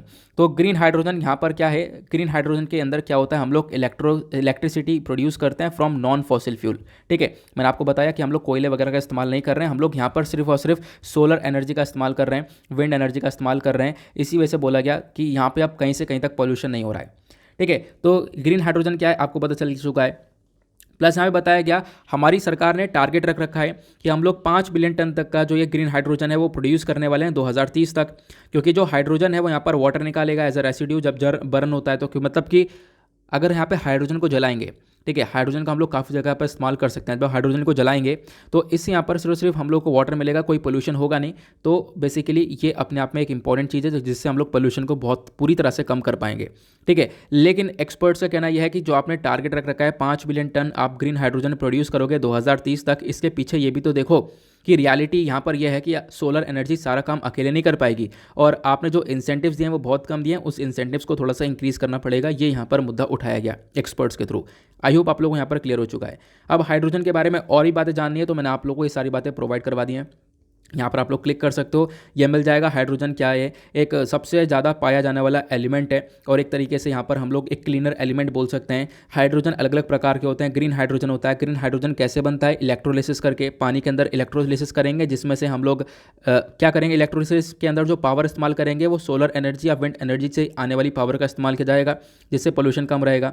ठीक है, इलेक्ट्रोलिसिस फिर क्या करेगा, ये वाटर को स्प्लिट कर देगा, वाटर को बांट देगा हाइड्रोजन और ऑक्सीजन में, हम लोग वहाँ से हाइड्रोजन ले लेंगे, तो एक ग्रीन हाइड्रोजन हुआ। उसके बाद एक ब्राउन हाइड्रोजन होता है, एक ग्रे हाइड्रोजन होता है, ब्लू हाइड्रोजन होता है। ये सारे हाइड्रोजन के प्रकार हैं। ठीक है, हाइड्रोजन का यूज़ क्या है, तो एक एनर्जी कैरियर है। ठीक है, यहाँ पर एक तरीके से एनर्जी का सोर्स है, बहुत ज़्यादा अमाउंट में यहाँ पर एनर्जी मिल जाती है। ठीक है, यहाँ पर हम लोग हाइड्रोजन की मदद से इलेक्ट्रिसिटी को जनरेट कर सकते हैं। इसके अंदर हम लोग इसको फ्यूल सेल्स के अंदर इस्तेमाल कर सकते हैं, पावर और हीट यहाँ पर बना सकते हैं। तो हाइड्रोजन अपने आप में बहुत इंपॉर्टेंट है। हाइड्रोजन ज़्यादातर यहाँ पर यूज़ किया जा रहा है पेट्रोलियम रिफाइनिंग के लिए, क्योंकि पेट्रोलियम को रिफाइन करते हैं हम लोग, है ना। साथ ही साथ फर्टिलाइज़र का प्रोडक्शन करते हैं, खाद वगैरह के प्रोड्यूस करने के लिए भी हाइड्रोजन का इस्तेमाल होता है। ये यहाँ पे बताया गया। अगर हम दुनिया भर के अंदर स्टेटस देखें तो हाइड्रोजन का यूज़ आज के टाइम पर बहुत कम हो रहा है। लेस देन 1% जो हाइड्रोजन है वो प्रोड्यूस जो हुआ है वो ग्रीन हाइड्रोजन है। मतलब बहुत कम प्रोडक्शन ग्रीन हाइड्रोजन का देखने को मिलेगा। हालांकि टारगेट हमारे अलग अलग है। अगर हम लोग स्पेसिफिकली भारत के बारे में बात करें तो भारत के अंदर जो हाइड्रोजन का कंजम्पशन है, ठीक है, ये इंडिया लगभग यहाँ पर 6 बिलियन टन जो हाइड्रोजन है वो हर साल कंज्यूम करता है। आपको ध्यान रखना है, हम लोग इसको कंज्यूम कर रहे हैं ताकि हम लोग अमोनिया को प्रोड्यूस कर सकें, मिथानॉल को प्रोड्यूस कर सकें हमारे इंडस्ट्रीज़ के अंदर। ठीक है, फर्टिलाइजर्स के लिए, रिफाइनरीज के लिए हम लोग इस्तेमाल कर सकें, जैसे मैंने अभी आप लोगों को बताया कि हाइड्रोजन का यूज़ कहाँ कहाँ पर है। ठीक है, फिर उसका साथ साथ बताया गया यहाँ पर हमारा टारगेट है हम 2050 तक 28 मिलियन टन को बनाएं। लेकिन यहाँ पर आप देख पाओगे कुछ और भी टारगेट्स है। देखो, अलग अलग चीज़ों के अंदर अलग अलग टारगेट रखे जाते हैं। एक टारगेट हमारा ये वाला है जो कि मैंने आपको बताया था, 2030 तक हम लोग 5 मिलियन टन तक का ग्रीन हाइड्रोजन प्रोड्यूस करें, वो हमारा अलग टारगेट है। ठीक है, हालांकि यहाँ पे जो ग्रीन हाइड्रोजन की कॉस्ट है वो बहुत ज़्यादा पड़ जाती है, लेकिन धीरे धीरे यहाँ पर ये कॉम्पीट कर पाएगा हमारे क्रूड ऑयल नेचुरल गैस के साथ। अब यहाँ पर क्या है ना कि जो हमारा पेट्रोल वगैरह है सस्ता पड़ रहा है, ग्रीन हाइड्रोजन थोड़ा सा महंगा पड़ जाता है, इसको प्रोड्यूस करने में काफ़ी कॉस्ट लग जाती है। लेकिन धीरे धीरे जैसे डिमांड बढ़ेगी ग्रीन हाइड्रोजन की, हमारे पास यहाँ पर एक तरीके से जो प्राइस वगैरह है वो उसका डिक्रीज हो जाएगा, डाउन हो जाएगा। और जब हम लोग यहाँ पर काफ़ी अच्छी तरीके से अपने पैरों पर खड़े हो जाएंगे ग्रीन हाइड्रोजन के प्रोडक्शन के ऊपर, तो हम लोग इसको एक्सपोर्ट भी कर सकते हैं। तो भारत 2030 तक अपना एक सपना रख कर चल रहा है कि हम लोग एक नेट एक्सपोर्टर बनेंगे ग्रीन हाइड्रोजन का, जो कि हम लोग हाइड्रोजन बनाएंगे भी और इसको यहाँ पर दूसरे कंट्रीज़ में भी भेजेंगे ताकि दूसरी कंट्रीज़ इस्तेमाल कर सकें, बदले में हमें पैसा देंगी। और ये सब एक तरीके से ये रहेगा ग्रीन मतलब ये हमारे एनवायरनमेंट को नुकसान नहीं पहुंचाएगा। इससे जो हमारे टारगेट्स हैं कि हम लोग पोल्यूशन कम करें, 2070 तक हम लोग कार्बन न्यूट्रलिटी की तरफ बढ़ें, तो ये सारे टारगेट्स हमारे अचीव होते हुए नजर आएंगे। आई होप आप लोग को यहाँ पर ये आर्टिकल भी काफ़ी अच्छी तरीके से, बेहतरीन तरीके से क्लियर हो चुका है। अगर आप लोग भूल गए वीडियो को लाइक करना तो फटाफट लाइक करो। मैं टारगेट याद दिला देता हूँ, 5000 लाइक्स का हमने टारगेट रख रखा है। उसके बाद आएंगे पेज नंबर 11 के ऊपर। तो यहाँ पर पेज नंबर 11 पर वर्ल्ड पेज पर कोई भी इंपॉर्टेंट आर्टिकल नहीं है, ठीक है, कुछ भी यहाँ पर पढ़ने लायक नहीं है, तो आप लोग प्रॉपरली इसको पूरा एंटायर पेज को स्किप कर सकते हो। पेज नंबर 12 पर आएंगे, that is business section. Economy के पॉइंट ऑफ व्यू से इंपॉर्टेंट आर्टिकल्स को कवर करेंगे। यहाँ पर भी एक भी आर्टिकल नहीं है, इकलौता आर्टिकल ये देखने को मिलेगा। बात की गई है कि जो SBI है इसने यहाँ पर एक प्रोजेक्शन लगाया है। इन्होंने बताया कि जो इंडिया की GDP है वो 5.8% से ग्रो होती हुई नजर आएगी Q3 के अंदर। तो अगेन यहाँ पर ये चेंज होता रहता है, तो रियलिटी क्या होगी वो बात अलग हम लोगों को पता चलेगा जब महीना खत्म होता है। तो ये अगेन हमारे लिए इंपॉर्टेंट नहीं है। ठीक है, नाउ अब हम लोग चलते हैं अपने एडिटोरियल्स के ऊपर, देखेंगे आज के इंपॉर्टेंट एडिटोरियल्स को। तो एडिटोरियल में हमारे लिए 3 एडिटोरियल काफ़ी खास हैं। एक आर्टिकल आपको ये देखने को मिलेगा, इसको हम लोग डिस्कस करने वाले हैं। अभी सिंगापुर की तरफ से यहाँ पर एक स्टेटमेंट दिया गया है, उसको लेकर चर्चा की गई है। दूसरा आर्टिकल आपको ये देखने को मिलेगा, रॉन्ग सोल्यूशन को लेकर यहाँ पर बताया गया है। तीसरा आर्टिकल ये देखने को मिलेगा, यहाँ पर ऑथर बोलते हैं ABC के बारे में। ABC क्या है, सारी चीज़ें क्लियर करेंगे हम लोग। एकेडमिक बैंक ऑफ क्रेडिट क्या होता है, प्लस इसके क्या फ़ायदे हैं, प्लस यहाँ पर ऑथर ये बोलते हैं जो ये एकेडमिक बैंक ऑफ क्रेडिट है इसके काफ़ी सारे नुकसान भी हम लोग को देखने को मिल जाते हैं यहाँ पर। चलो हम लोग फिर शुरुआती इस आर्टिकल से करते हैं। Revisit the terms of use for this scholastic ABC करके, ठीक है। इस एडिटोरियल को लिखा है अनिकेत सुले ने, ठीक है। अब यहाँ पर ये कौन है, तो यहाँ पर इनके बारे में पढ़ सकते हो। ये एक एसोसिएट प्रोफेसर हैं, ठीक है, Homi Bhabha centre for science education के। साथ साथ यहाँ पर बताया कि इनके जो भी व्यूज़ है वो सब यहाँ पर इनके पर्सनल व्यूज़ हैं, ऐसा यहाँ पर इन्होंने खुद लिख दिया है। नाउ हम लोग बात करते हैं, आपको पता होगा 2020 में नेशनल एजुकेशन पॉलिसी को लाया गया ताकि हम लोग प्रॉपरली लोगों को एजुकेशन प्रोवाइड करवा सकें, है ना। लेकिन अब क्या हुआ, इसी के साथ साथ एक फोकस रखा गया है किसके ऊपर, एबीसी के ऊपर। एबीसी का मतलब है एकेडमिक बैंक ऑफ क्रेडिट्स, ठीक है, एकेडमिक बैंक ऑफ क्रेडिट के ऊपर। जो एकेडमिक बैंक ऑफ क्रेडिट है ये एक हायर एजुकेशन आइडिया है, इसको लाया गया था यूजीसी के थ्रू, ठीक है, यूनिवर्सिटी ग्रांट कमीशन के थ्रू यहाँ पर इसको नोटिफाई किया गया है। पहले मैं आप लोग को एबीसी के बारे में बताता हूँ, क्योंकि यहाँ से यहाँ तक एबीसी के बारे में समझाया गया, फिर एग्जैक्टली बताया कि इसके अंदर कमी क्या क्या है, ठीक है। तो पहले मैं आपको इसके बारे में बताता हूँ। इस आर्टिकल को आप लोग सिंपली रिलेट कर सकते हो जीएस पेपर 2 से। गवर्नमेंट पॉलिसीज इंटरवेंशंस का टॉपिक है, प्लस एजुकेशन का टॉपिक भी आपको जीएस पेपर 2 के अंदर देखने को मिलेगा, ठीक है। तो हाल ही में हमारे प्राइम मिनिस्टर ने इस एबीसी को यानी एकेडमिक बैंक ऑफ क्रेडिट को कर दिया था launch. Academic bank of credit क्या है, तो बेसिकली यहाँ पर ये एक एकेडमिक सर्विस मैकेनिज्म है। यहाँ पर क्या होगा, जो भी आपका एकेडमिक क्रेडिट होगा, जो भी एक बच्चा है उसका यहाँ पर एकेडमिक क्रेडिट होगा वो स्टोर किया जा सकता है। ये जो स्कीम है यहाँ पर नेशनल एजुकेशन पॉलिसी के साथ ही साथ लाई गई थी। इसका मतलब क्या, देखो आपको कन्फ्यूजन बहुत हो रहा होगा कि क्या है यार क्या नहीं, समझ में नहीं आ रहा। मैं आपको बताता हूँ। देखो मान लो यहाँ पर एक स्टूडेंट है, अब इस स्टूडेंट के लिए एबीसी पोर्टल बनाया गया। ये पोर्टल अवेलेबल है, जाकर आप लोग सर्च कर सकते हो, ठीक है। इस पोर्टल पर यहाँ पर क्या होगा, जो ये स्टूडेंट है इसने मान लो यहाँ पर ये इंजीनियरिंग कर रहा है, कुछ भी पढ़ाई कर रहा है। अब यहाँ पर पढ़ाई कर रहा है, इसका पहला सेमेस्टर खत्म हुआ। पहले सेमेस्टर खत्म हो तो उसको यहाँ पर कुछ क्रेडिट मिल जाता है। क्रेडिट यहाँ पर पैसे से रिलेटेड नहीं है, आपको ध्यान रखना है। क्रेडिट मतलब यहाँ पर बच्चे को कितने ग्रेड मिले हैं, ठीक है, उसको आप लोग कह सकते हो। तो यहाँ पर मान लो यहाँ पर बच्चे ने पहला सेमेस्टर खत्म किया, इसको लगभग आप कह सकते हो कि 4 क्रेडिट मिल गए, 4 ग्रेड मिल गए, ठीक है। दूसरा सेमेस्टर खत्म किया, 5 ग्रेड मिल गए। तो ये सारे जो ग्रेड हैं वो सब चढ़ा सकता है इस वाले पोर्टल के ऊपर, और इस वाले पोर्टल के ऊपर ये बच्चा अपने ग्रेड को चढ़वा सकता है। और ये पोर्टल के ऊपर ये ग्रेड चढ़ाएगा कौन, तो वो चढ़ाएगा वही इंस्टीट्यूट जिस इंस्टीट्यूट से बच्चे ने यहाँ पर पढ़ाई करी है, ठीक है। तो यहाँ पर इस वाले पोर्टल के ऊपर काफ़ी सारे इंस्टीट्यूट्स अवेलेबल देखने को मिलेंगे। आप लोग एक बार सर्च करना, आपको पोर्टल मिलेगा, नीचे आपको इंस्टीट्यूट्स के नाम भी देखने को मिलेंगे। काफ़ी सारे पॉपुलर इंस्टीट्यूट्स आपको एबीसी पर देखने को मिलेंगे। जो भी बच्चा यहाँ पे पढ़ाई कर रहा है वो अपने क्रेडिट जिसको मिलते हैं, मतलब कि जैसे इसने पहला सेमेस्टर खत्म किया, इसको इतनी रेटिंग्स मिल गई, ठीक है, इतने यहाँ पर इसको ग्रेड मिल गए, तो वो सारे ग्रेड अपने एक तरीके से जो भी इसका पूरा का पूरा क्वालिफिकेशन है उसका डेटा यहाँ पर स्टोर कर सकता है। क्लियर हुआ, तो यहाँ पर अपने क्रेडिट को चला सकता है। तो जैसा हमारा डिजिटल बैंक अकाउंट है वैसे ही आपको देखने को मिलेगा। यहाँ पर बस बच्चे के थ्रू जो भी अपने अकेडमिक्स के अंदर कमाया गया है, अपने अकेडमिक्स के अंदर जो भी यहाँ पर क्रेडिट अर्न किया गया है, मतलब जो भी बच्चे ने यहाँ पर अपने ग्रेड्स वगैरह अर्न किए हैं वो सब यहाँ पर इस पोर्टल के ऊपर चढ़ाए जाएंगे, ठीक है। ये आपको ध्यान रखना है। और इसको हम लोग लाए थे, ऐसे ही एक प्रकार का हमारा एक और प्रोग्राम है, वो है नेशनल एकेडमिक डिपॉजिटरी। उसी प्रकार का आपको एबीसी देखने को मिलेगा। फिलहाल एबीसी आपको समझ में आया। अब एबीसी के अंदर यहाँ पर जो भी बच्चे हैं वो लगभग 290 टॉप इंस्टीट्यूट्स के हैं, ठीक है। ये आपको ध्यान रखना है, ये हायर एजुकेशन के लिए है। जो एबीसी पोर्टल है वो हायर एजुकेशन के लिए। तो 290 टॉप इंस्टीट्यूशंस आपको देखने को मिलेंगे, यहाँ के जो बच्चे हैं वो यहाँ पर एनरोल करते हैं। क्लियर हुआ। और साथ साथ यहाँ पे बताया गया कि लगभग जो बच्चे हैं बेसिकली वो यहाँ पर आपको देखने को मिलेंगे। जितने भी इंस्टीट्यूशंस हैं यहाँ पर वो सब यहाँ पर एक तरीके से प्रॉपरली अवेलेबल रहेंगे। वो ए ग्रेड इंस्टीट्यूशंस यहाँ पर रहने वाले हैं, उनको भी एक तरीके से आगे अप्रूवल मिलेगा नेशनल असेसमेंट एक्रीडेशन काउंसिल के थ्रू, जिसके थ्रू यहाँ पर इनको अप्रूवल मिलने के बाद ये सब पार्टिसिपेट करते हैं ट्रांसफर सिस्टम के अंदर। मतलब क्या है मैं आपको समझाता हूँ। मतलब यह है कि यहाँ पर नेशनल असेसमेंट एक्रीडेशन काउंसिल है, ये यहाँ पर अलाउ करता है कि यहाँ पर ये इंस्टीट्यूट हैं वो एबीसी पोर्टल पर काम करेंगे और एबीसी पोर्टल पर यहाँ पर इनको रजिस्टर किया जाएगा। तो ये जो एबीसी पोर्टल है, मतलब यहाँ पर एबीसी फुल फॉर्म मैंने आप लोगों को बता रखा है, एकेडमिक बैंक ऑफ क्रेडिट। यहाँ पर इंस्टीट्यूट्स भी रजिस्टर हैं। अब इस इंस्टीट्यूट से बच्चे ने पढ़ाई करी है तो बच्चे को जो भी ग्रेड आया है वो सब बच्चा यहाँ पर चढ़वा रहा है, ठीक है, इस इंस्टीट्यूट के माध्यम से। क्लियर हुआ। अब यहाँ पर कहोगे इसका फ़ायदा क्या है ग्रेड चढ़वाने का। फ़ायदा यह है मल्टीपल एंट्री और एग्जिट ऑप्शन। मतलब क्या है, देखो अब इसके फ़ायदे सुनो।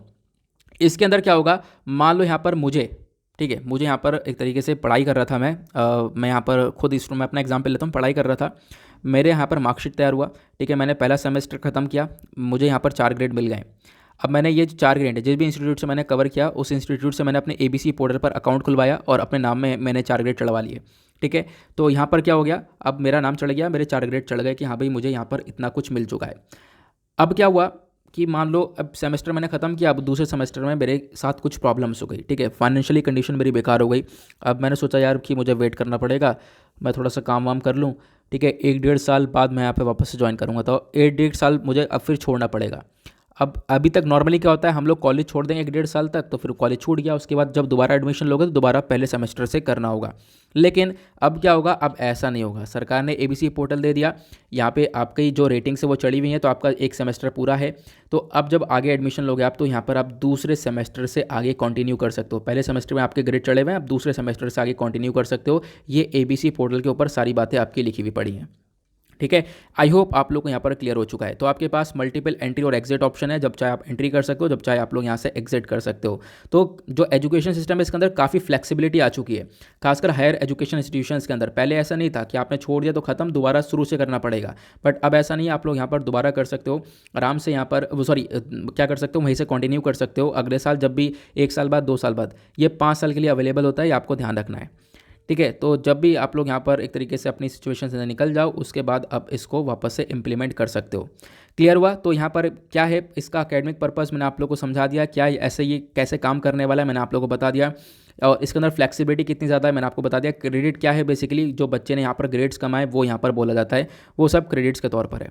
क्लियर हुआ? तो आइडिया बहुत सिंपल है, कोई भी अंडर ग्रेजुएट और पोस्ट ग्रेजुएट स्टूडेंट यहाँ पर अपना अकाउंट बना सकता है एबीसी पोर्टल के ऊपर। ठीक है, और जिसने भी यहाँ पर पोर्टल पे अकाउंट बनाया है वो अपनी इन्फॉर्मेशन को स्टोर कर सकता है, जो भी उसने पढ़ाई करी है, ठीक है, जो भी अपना कोर्स कंप्लीट किया है, उसको जो भी ग्रेड्स मिले हैं वो सारे उस पोर्टल के ऊपर चढ़वा सकता है। जो ये ग्रेड्स हैं वो 5 साल के लिए स्टोर रहेंगे। ठीक है, उस 5 साल में जब भी आप लोग छोड़ते हो और ऐड होते हो, तो जब भी आप लोग छोड़ते हो उसके बाद वहाँ से कंटिन्यू कर सकते हो, लेकिन 5 साल बाद वो ग्रेड्स पूरी तरह से खत्म हो जाएंगे, उसके बाद दोबारा से एडमिशन लेना पड़ेगा। तो 5 साल के अंदर अंदर वो कोर्स यहाँ पर आपको खत्म करना होगा। क्लियर हुआ? साथ साथ बताया गया कि एक एग्जाम्पल दिया ऑथर ने, बोला कि अगर मान लो किसी बच्चे को ज़रूरत है कि यहाँ पर एजुकेशन के आना है एक ब्रेक के बाद, तो बिल्कुल वो आ सकता है। एग्जैक्टली इसके अंदर ये भी है कि वो अगर दूसरे इंस्टीट्यूट में जाकर कंटिन्यू करना चाहता है तो दूसरे इंस्टीट्यूट में भी वो कंटिन्यू कर सकता है। ठीक है, यहाँ पर वो बोल सकता है मैंने पहले वाले इंस्टीट्यूट में एक सेमेस्टर खत्म कर लिया था, मुझे वहाँ पर 4 ग्रेड मिले थे, ठीक है, अब मुझे यहाँ से कंटिन्यू करना है, तो ये भी हो सकता है इस एबीसी पोर्टल के अंदर। तो अपने आप में एक बहुत इंपॉर्टेंट पोर्टल ये देखने को मिलेगा। ठीक है, तो यहाँ पर एक व्यक्ति यूनिवर्सिटी ए के अंदर एनरोल हो सकता है, लेकिन अगर वो चाहता है कि मैं यहाँ पर अपना जो कोर्स है वो यूनिवर्सिटी बी से करूँ, तो वो दूसरी से भी कर सकता है। क्लियर हुआ? ठीक है, तीसरी से करूँ तो तीसरी से भी कर सकता है, और ऐसे चौथी से करूँ या आप कहीं से भी करना चाहूँ तो मैं कहीं से भी कर सकता हूँ।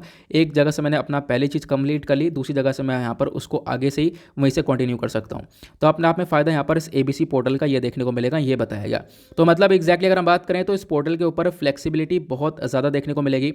इनफैक्ट यहाँ पर जो भी आप लोगों ने कोर्स अगर जो सरकारी पोर्टल है जैसे कि स्वयं पोर्टल हो गया, ठीक है, एनपीटेल हो गया, अगर इनसे भी कवर किए तो भी आपको यहाँ पे फ़ायदा मिलेगा। इनके क्रेडिट्स भी यहाँ पर ऐड करे जाएंगे एबीसी के ऊपर, अगर आपने अपने कोर्सेज अगर सरकारी पोर्टल से कवर किए हैं तो।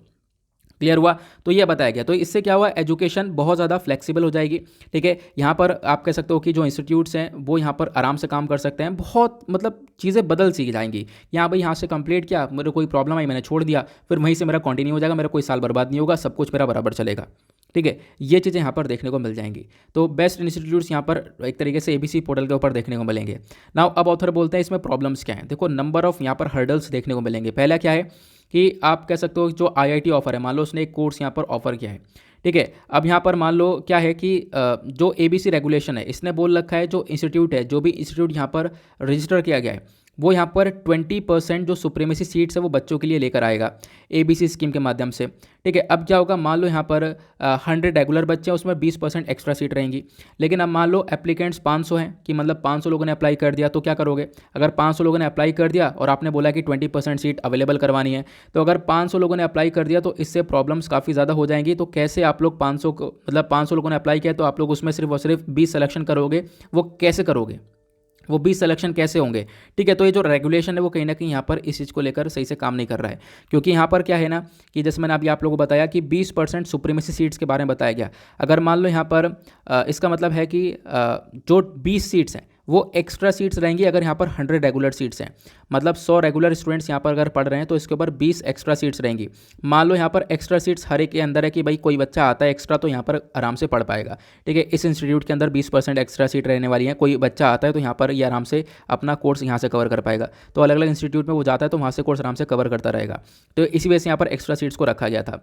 बट अभी क्या है, यहाँ पर मान लो एक जगह पर 500 एप्लीकेंट्स आ गए, तो आप लोग उसमें से कैसे 20% बच्चों को चूज़ करोगे। वो जो चूज़ यूज़ करने का ऑप्शन है वो यहाँ पर प्रॉपरली अवेलेबल नहीं है। तो ये अपने आप में एक बहुत बड़ी प्रॉब्लम ये देखने को मिलेगा। ठीक है, ये यहाँ पर बताया गया। उसका जो मूक प्लेटफॉर्म है, मूक मतलब massive open online course platform देखने को मिलता है। ठीक है, जैसे कि यहाँ पर मैंने बताया ना, सरकारी पोर्टल है स्वयं, NPTEL, ये सारे पोर्टल्स जहाँ पर ऑनलाइन एजुकेशन, ऑनलाइन यहाँ पर कोर्सेज वगैरह प्रोवाइड करवाए जाते हैं। ठीक है, अगर मान लो यहाँ पर क्या हुआ कि जो ओवरफ्लो ऑफ रिक्वेस्ट आ गई, तो बहुत सारे यहाँ पर एप्लीकेशंस आ गए एडमिशन्स के लिए, तो यहाँ पर क्या होगा, तो यहाँ पर भी अगेन वही वाली प्रॉब्लम है। तो हर जगह पर प्रॉब्लम वही है। और अगर मान लो जो ये मूक प्लेटफॉर्म है, इस पर हम लोगों ने ज़्यादा से ज़्यादा लोगों को, सभी लोगों को यहाँ पर अवेलेबल करवा दिया, सभी लोगों को एडमिशन दे दिया, ऑनलाइन प्लेटफॉर्म पर सभी लोगों को एडमिशन मिल गया, तो इससे जो ये लर्निंग अचीवमेंट है ना, वो एक तरीके से कहीं ना कहीं उसके अंदर काफ़ी हद तक कमी आती हुई नजर आएगी, ये भी बताया गया। तो कुछ ना कुछ प्रॉब्लम्स यहाँ पर मैंशनड हैं, उन प्रॉब्लम्स का सोल्यूशन कैसे निकल सकता है, ये ज़्यादा मैटर करता है। ठीक है, तो ये यहाँ पर ऑथर बोलते हैं। ऑथर लास्ट में बोलते हैं जो एज अ होल बात करें, जो स्कीम है इसके अंदर आपको काफ़ी सारी अच्छी चीज़ें देखने को मिलेंगी। एजुकेशन काफ़ी हद तक यहाँ पर प्रॉपर हो चुका है, मतलब फ्लेक्सिबिलिटी काफ़ी ज़्यादा देखने को मिलेगी। लेकिन इंडिया के अंदर सबसे बड़ी खास बात क्या है ना, जो क्वालिटी ऑफ एजुकेशन है वो वैरी करती है एक इंस्टीट्यूट से दूसरे इंस्टीट्यूट में। बच्चा यहाँ से इंस्टीट्यूट से निकला, उसे यहाँ पर एजुकेशन बढ़िया मिल रही थी, मान लो दूसरे इंस्टीट्यूट में एजुकेशन अच्छी नहीं होगी, तो ये भी एक बहुत बड़ी प्रॉब्लम है। तो इंस्टीट्यूट से इंस्टीट्यूट तक, दूसरे इंस्टीट्यूट में यहाँ पर एजुकेशन की जो क्वालिटी है वो वैरी करती है, यहाँ पर बताया गया। तो जो UGC है बेसिकली, इसको यहाँ पर दोबारा से स्कीम के बारे में सोचना होगा, और उसके बाद यहाँ पर जो भी कमियां उसको दूर करना होगा कि अगर यहाँ पर ज़्यादा बच्चे ने एडमिशन लिया, क्योंकि आपने 20% एक्स्ट्रा सीट रखी है इंस्टीट्यूट्स के अंदर, तो मान लो यहाँ पर ज़्यादा बच्चों ने एडमिशन ले लिया, तो उनको आप लोग कैसे आगे अप्रूव करने वाले हो, कैसे यहाँ पर आगे उनको एडमिशन देने वाले हो। क्लियर हुआ? आई होप आप लोग यहाँ पर इसको समझ चुके होंगे कि कैसे यहाँ पर ABC काम करता है और ABC को लेकर क्या क्या यहाँ पर ऑथर ने मेंशन किया है। उसके बाद अगले आर्टिकल में एडिटोरियल में बात की गई है रॉन्ग सॉल्यूशन के बारे में। तो यहाँ पे बताया गया इंडिया को क्या करना चाहिए, एक प्रॉब्लम सॉल्व करनी चाहिए। प्रॉब्लम क्या है मैं आपको बताता हूँ। फिलहाल यहाँ पर क्या बोला गया, देखो आर्टिकल किस चीज़ को लेकर है, कल हमने डिस्कस किया था कि सुप्रीम कोर्ट ने जो अभी यहाँ पर पंजाब और हरियाणा हाई कोर्ट का डिसीजन है, उसको यहाँ पर एक तरीके से इसके अगेंस्ट में यहाँ पर एक रिस्पॉन्स दिया है। हुआ क्या है, हरियाणा ने एक लॉ पास किया है। हरियाणा ने एक लॉ पास किया है कि हरियाणा अपने लोकल लोगों के लिए, हरियाणवी लोगों के लिए यहाँ पर रिजर्वेशन लेकर आएगा जॉब्स के अंदर, जो प्राइवेट जॉब है। ठीक है, अगर मान लो कोई जॉब है हरियाणा के अंदर, ठीक है, और वो 30,000 सैलरी तक की, 30,000 रुपये तक की सैलरी तक की एक महीने की जॉब है, तो उस जॉब के अंदर जो 75% रिजर्वेशन है वो लोकल पीपल के लिए है। हरियाणा के लोकल लोग यहाँ पर काम कर पाएंगे, ऐसा यहाँ पर इस लॉ के अंदर बताया गया। कल मैंने काफ़ी डिटेल से बताया, कल आप लोग जाकर पढ़ सकते हो। कल वाले आर्टिकल में मैंने पहला वाला आर्टिकल जो है यही कवर किया था। ठीक है, तो 30,000 तक की जो जॉब है वहाँ पर रिजर्वेशन लेकर आए, 75% जो रिजर्वेशन है वो हरियाणा के लोकल पीपल के लिए लेकर आया गया। ठीक है, इस लॉ के माध्यम से, तो मैंने आपको ये बताया। अब हुआ क्या, जो हरियाणा का हाई कोर्ट था, हरियाणा हाई कोर्ट ने यहाँ पर इसको रोक लगा दी इसके ऊपर कि भाई जो आप लोग ये क्या कर रहे हो, ये आपने 75% का रिजर्वेशन जो दे दिया है ना, ये अपने आप में काफ़ी सारे आर्टिकल का वॉयलेशन करता है, काफ़ी डिस्क्रिमिनेशन, भेदभाव वगैरह करता है, तो हमारे कॉन्स्टिट्यूशन के अगेंस्ट में है ये। ठीक है, तो इसको लेकर सुप्रीम कोर्ट ने हाई कोर्ट ने यहाँ पर रोक लगा दिया था। तो सुप्रीम कोर्ट ने वापस इसको देखा, सुप्रीम कोर्ट ने बोला नहीं, आप इस पर रोक नहीं लगा सकते। ठीक है, यहाँ पर ये लॉ बनाया जा सकता है, आप इस पर रोक नहीं लगा सकते, ऐसे सुप्रीम कोर्ट ने बोला है। तो बेसिकली बोला गया कि जो सुप्रीम कोर्ट है ना, ये भी यहाँ पर एक गलत सोल्यूशन लेकर आया है। इस एडिटोरियल के अंदर बताया गया प्रॉब्लम कुछ और है, यहाँ पर आप लोग सोल्यूशन नहीं निकाल पा रहे, आप रिजर्वेशन के पीछे हमेशा पड़ते रहते हो। हरियाणा ने भी यहाँ पर रिजर्वेशन लाया 75% का, जो कि अपने आप में बहुत ज़्यादा है, और ऐसा रिजर्वेशन पहले आंध्र प्रदेश, झारखंड और तमिलनाडु भी लेकर आ चुके हैं अपने खुद के स्टेट के लोगों के लिए। अपने लोगों के लिए रिजर्वेशन है कि बाहर से कोई जाकर व्यक्ति उस पर्टिकुलर एरिया के अंदर काम नहीं कर पाएगा, मतलब उस 75% के अंदर तो डेफिनेटली कर नहीं कर पाएगा। तो ये हरियाणा के अंदर भी कहा गया था। ठीक है, तो बताया गया है ये जो Haryana state employment of local candidate act है, ठीक है, ये बहुत सारे भेदभाव कर रहा है, खासकर प्लेस ऑफ बर्थ को लेकर, रेसिडेंस को लेकर। क्यों? क्योंकि हरियाणा के जो लोग हैं, हरियाणा में जिनका बर्थ हुआ है वही लोग जॉब कर पा रहे हैं, बाहर का व्यक्ति वहाँ पर नहीं जा पा रहा है। तो अगेन यहाँ पर कॉन्स्टिट्यूशनल आर्टिकल्स का वॉयलेशन, जैसे मैंने आप लोग को बताया, सिंपली वही चीज़ें यहाँ पर मेंशन करी गई हैं। लेकिन एट द लास्ट यहाँ पर बताया गया ऑथर के थ्रू कि देखो प्रॉब्लम क्या है, आप प्रॉब्लम को समझो। आपने यहाँ पर रिजर्वेशन जारी कर दिया है, उसको मतलब थोड़ा सा गलत तरीके से यहाँ पे बोला गया। अगर हम बात करें, जो रैपिड अर्बनाइजेशन है, लगातार शहरीकरण बढ़ रहा है, लोग शहर की तरफ बढ़ रहे हैं। ठीक है, और साथ साथ बताया गया जो यहाँ पर जो शहर के अंदर लगातार बढ़ रहा है, उसके बाद यहाँ पर आप देख पाओगे जो माइग्रेशन है वो ज़्यादातर देखने को मिलेगा एम्प्लॉयमेंट के सेक्टर में जा रहा है। मतलब कि जो लोग हैं वो जॉब ढूंढने के लिए यहाँ पर माइग्रेट कर रहे हैं इधर से उधर।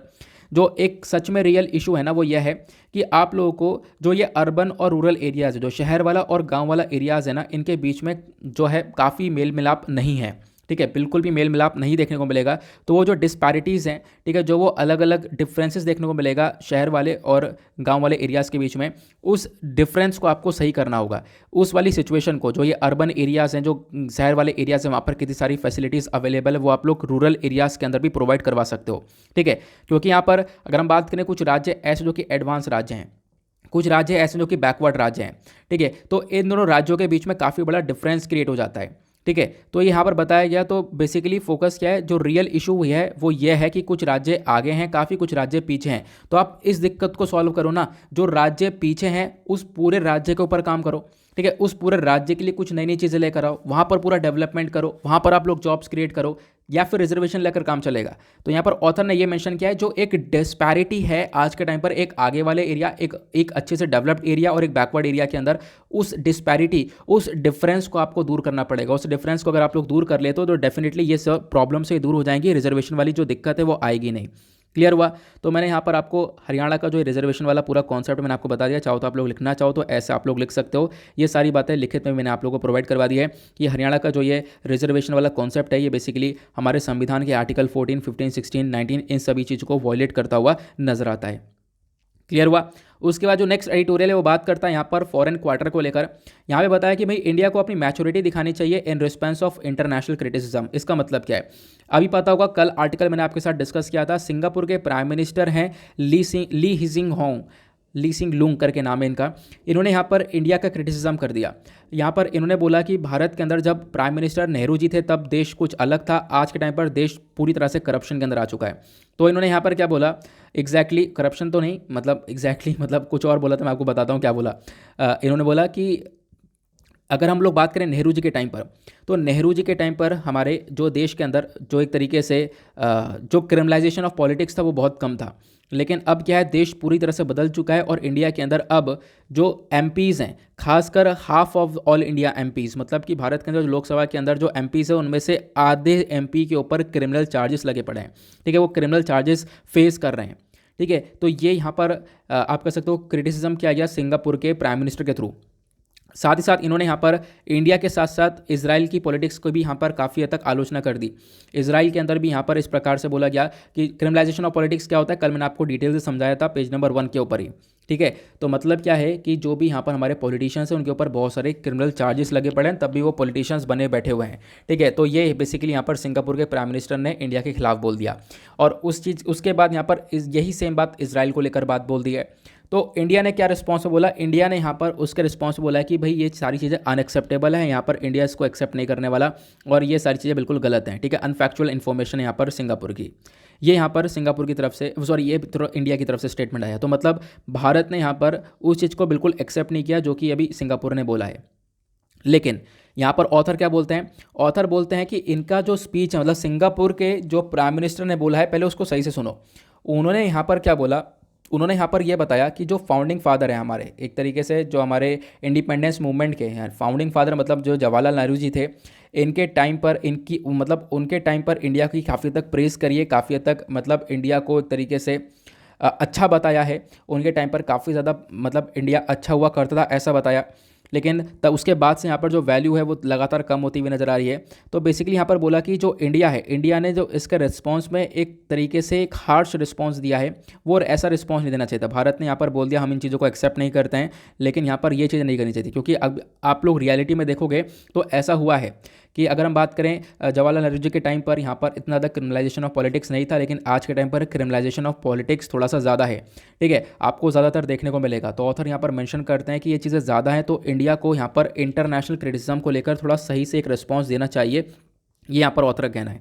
ठीक है, इंडिया को एक मैच्योरिटी दिखानी चाहिए। ठीक है, तो ये बेसिकली यहाँ पर कहना है। देन उसके बाद इंडिया मैच्योरिटी दिखाएगा तो ज़्यादा सही रहेगा, क्योंकि हमें भी पता है कि हाँ बिल्कुल आप देख पाओगे काफ़ी सारे क्रिमिनलाइजेशन ऑफ पॉलिटिक्स, मतलब ऐसे बहुत सारे मैटर देखने को मिले हैं जहाँ पर पॉलिटिशियंस के ऊपर क्रिमिनल चार्जेस हैं। आई होप आप लोग को यहाँ पर एडिटोरियल भी क्लियर हो चुका है। उसका एक एडिटोरियल आपको ये देखने को मिलेगा, इस एडिटोरियल को यहाँ पर लिखा है कांग्रेस के लीडर ने, शशि थरूर जी ने। लेकिन आर्टिकल यहाँ पर आप कह सकते हो मतलब काफ़ी सारी चीज़ें यहाँ पर गवर्नमेंट के अगेंस्ट में यहाँ पर बता दी, क्योंकि देखो ऑब्वियस ही बात है, जब भी ओपोजिशन लीडर वाला आर्टिकल लिखा तो डेफिनेटली यहाँ पर जो करंट गवर्नमेंट है उनको क्रिटिसाइज़ करेगा। ठीक है, तो बेसिकली यहाँ पर पूरा आर्टिकल में सरकार को क्रिटिसाइज़ किया गया है। आप लोग चाहो तो रीड कर सकते हो, बट मैं पर्सनली बोलूँगा इसको ना ही रीड करोगे प्लीज़ इसको स्किप कर सकते हो तो स्किप कर देना, तो ज़्यादा बेटर रहने वाला है, ठीक है। ये आप लोग देख पाओगे, ठीक है। तो मतलब फिर क्योंकि फिर एक ही तरफ से पर्सपेक्टिव बन जाता है, एक ही तरफ से फिर पॉइंट ऑफ व्यू बनने चालू होता है, ठीक है। फिर क्योंकि सारी बातें जब अगेंस्ट में, तब मतलब थोड़ा सा मिडिल चीज़ें देखने को मिले कि हाँ भाई यहाँ पर चीज़ों को बैलेंस कर दिया जाए, वो चीज़ सही रहती है। लेकिन जब चीज़ें बैलेंस नहीं रहती, क्योंकि मैं पढ़ चुका हूँ आर्टिकल, इस वजह से बता रहा हूँ, चीज़ें जब बैलेंस रहती है ना तो ज़्यादा सही रहता है, नहीं तो फिर एक ही तरफ पॉइंट ऑफ व्यू क्रिएट होता हुआ चले जाता है, ठीक है। तो इसी वजह से यहाँ पर मैं आप लोगों को बता रहा हूँ, कह रहा हूँ कि इस आर्टिकल को आप लोग स्किप कर सकते हो। क्लियर हुआ? बाकी मैंने आप लोगों को काफ़ी सारी चीज़ें बता दी हैं, एडिटोरियल भी कवर कर लिया, और आपको पता होगा हमारा कल वाला एक आर्टिकल रह चुका है। अगेन आज भी वीडियो काफ़ी लंबा हो चुका है क्योंकि काफ़ी सारी इन्फॉर्मेशन थी, और आई होप आप लोगों को मज़ा भी आ गया होगा सारी इन्फॉर्मेशन कवर करने के बाद। यहाँ पर कल वाला एडिटोरियल है। अब क्या है ना, देखो वीडियो तो यार हो चुका है लंबा, एडिटोरियल वाला मुझे डिस्कस करना था, मैं आज भी डिस्कस नहीं कर पा रहा हूँ, लेकिन कोई बात नहीं, कल हमारा संडे है, कल कल हमारा एडिटोरियल आता ही नहीं है, ठीक है।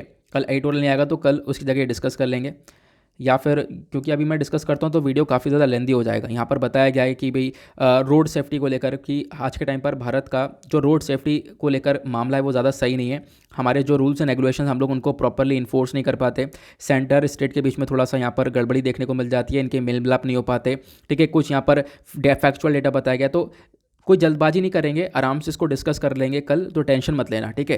तो क्योंकि संडे में हमारे एडिटोरियल नहीं आते तो वहाँ पर इसको डिस्कस कर लिया जाएगा। बाकी आज सैटरडे है, सैटरडे में टेक्स्ट और कॉन्टेक्स्ट का पेपर भी नहीं आता है, तो ये सारी चीज़ें हमारे जो भी आज का न्यूज़पेपर एनालिसिस है वो पूरी तरह से मैंने कंप्लीट करके आप लोगों को समझा दिया, एक एक बात इन्फॉर्मेशन आप लोगों को क्लियर करवा दी है।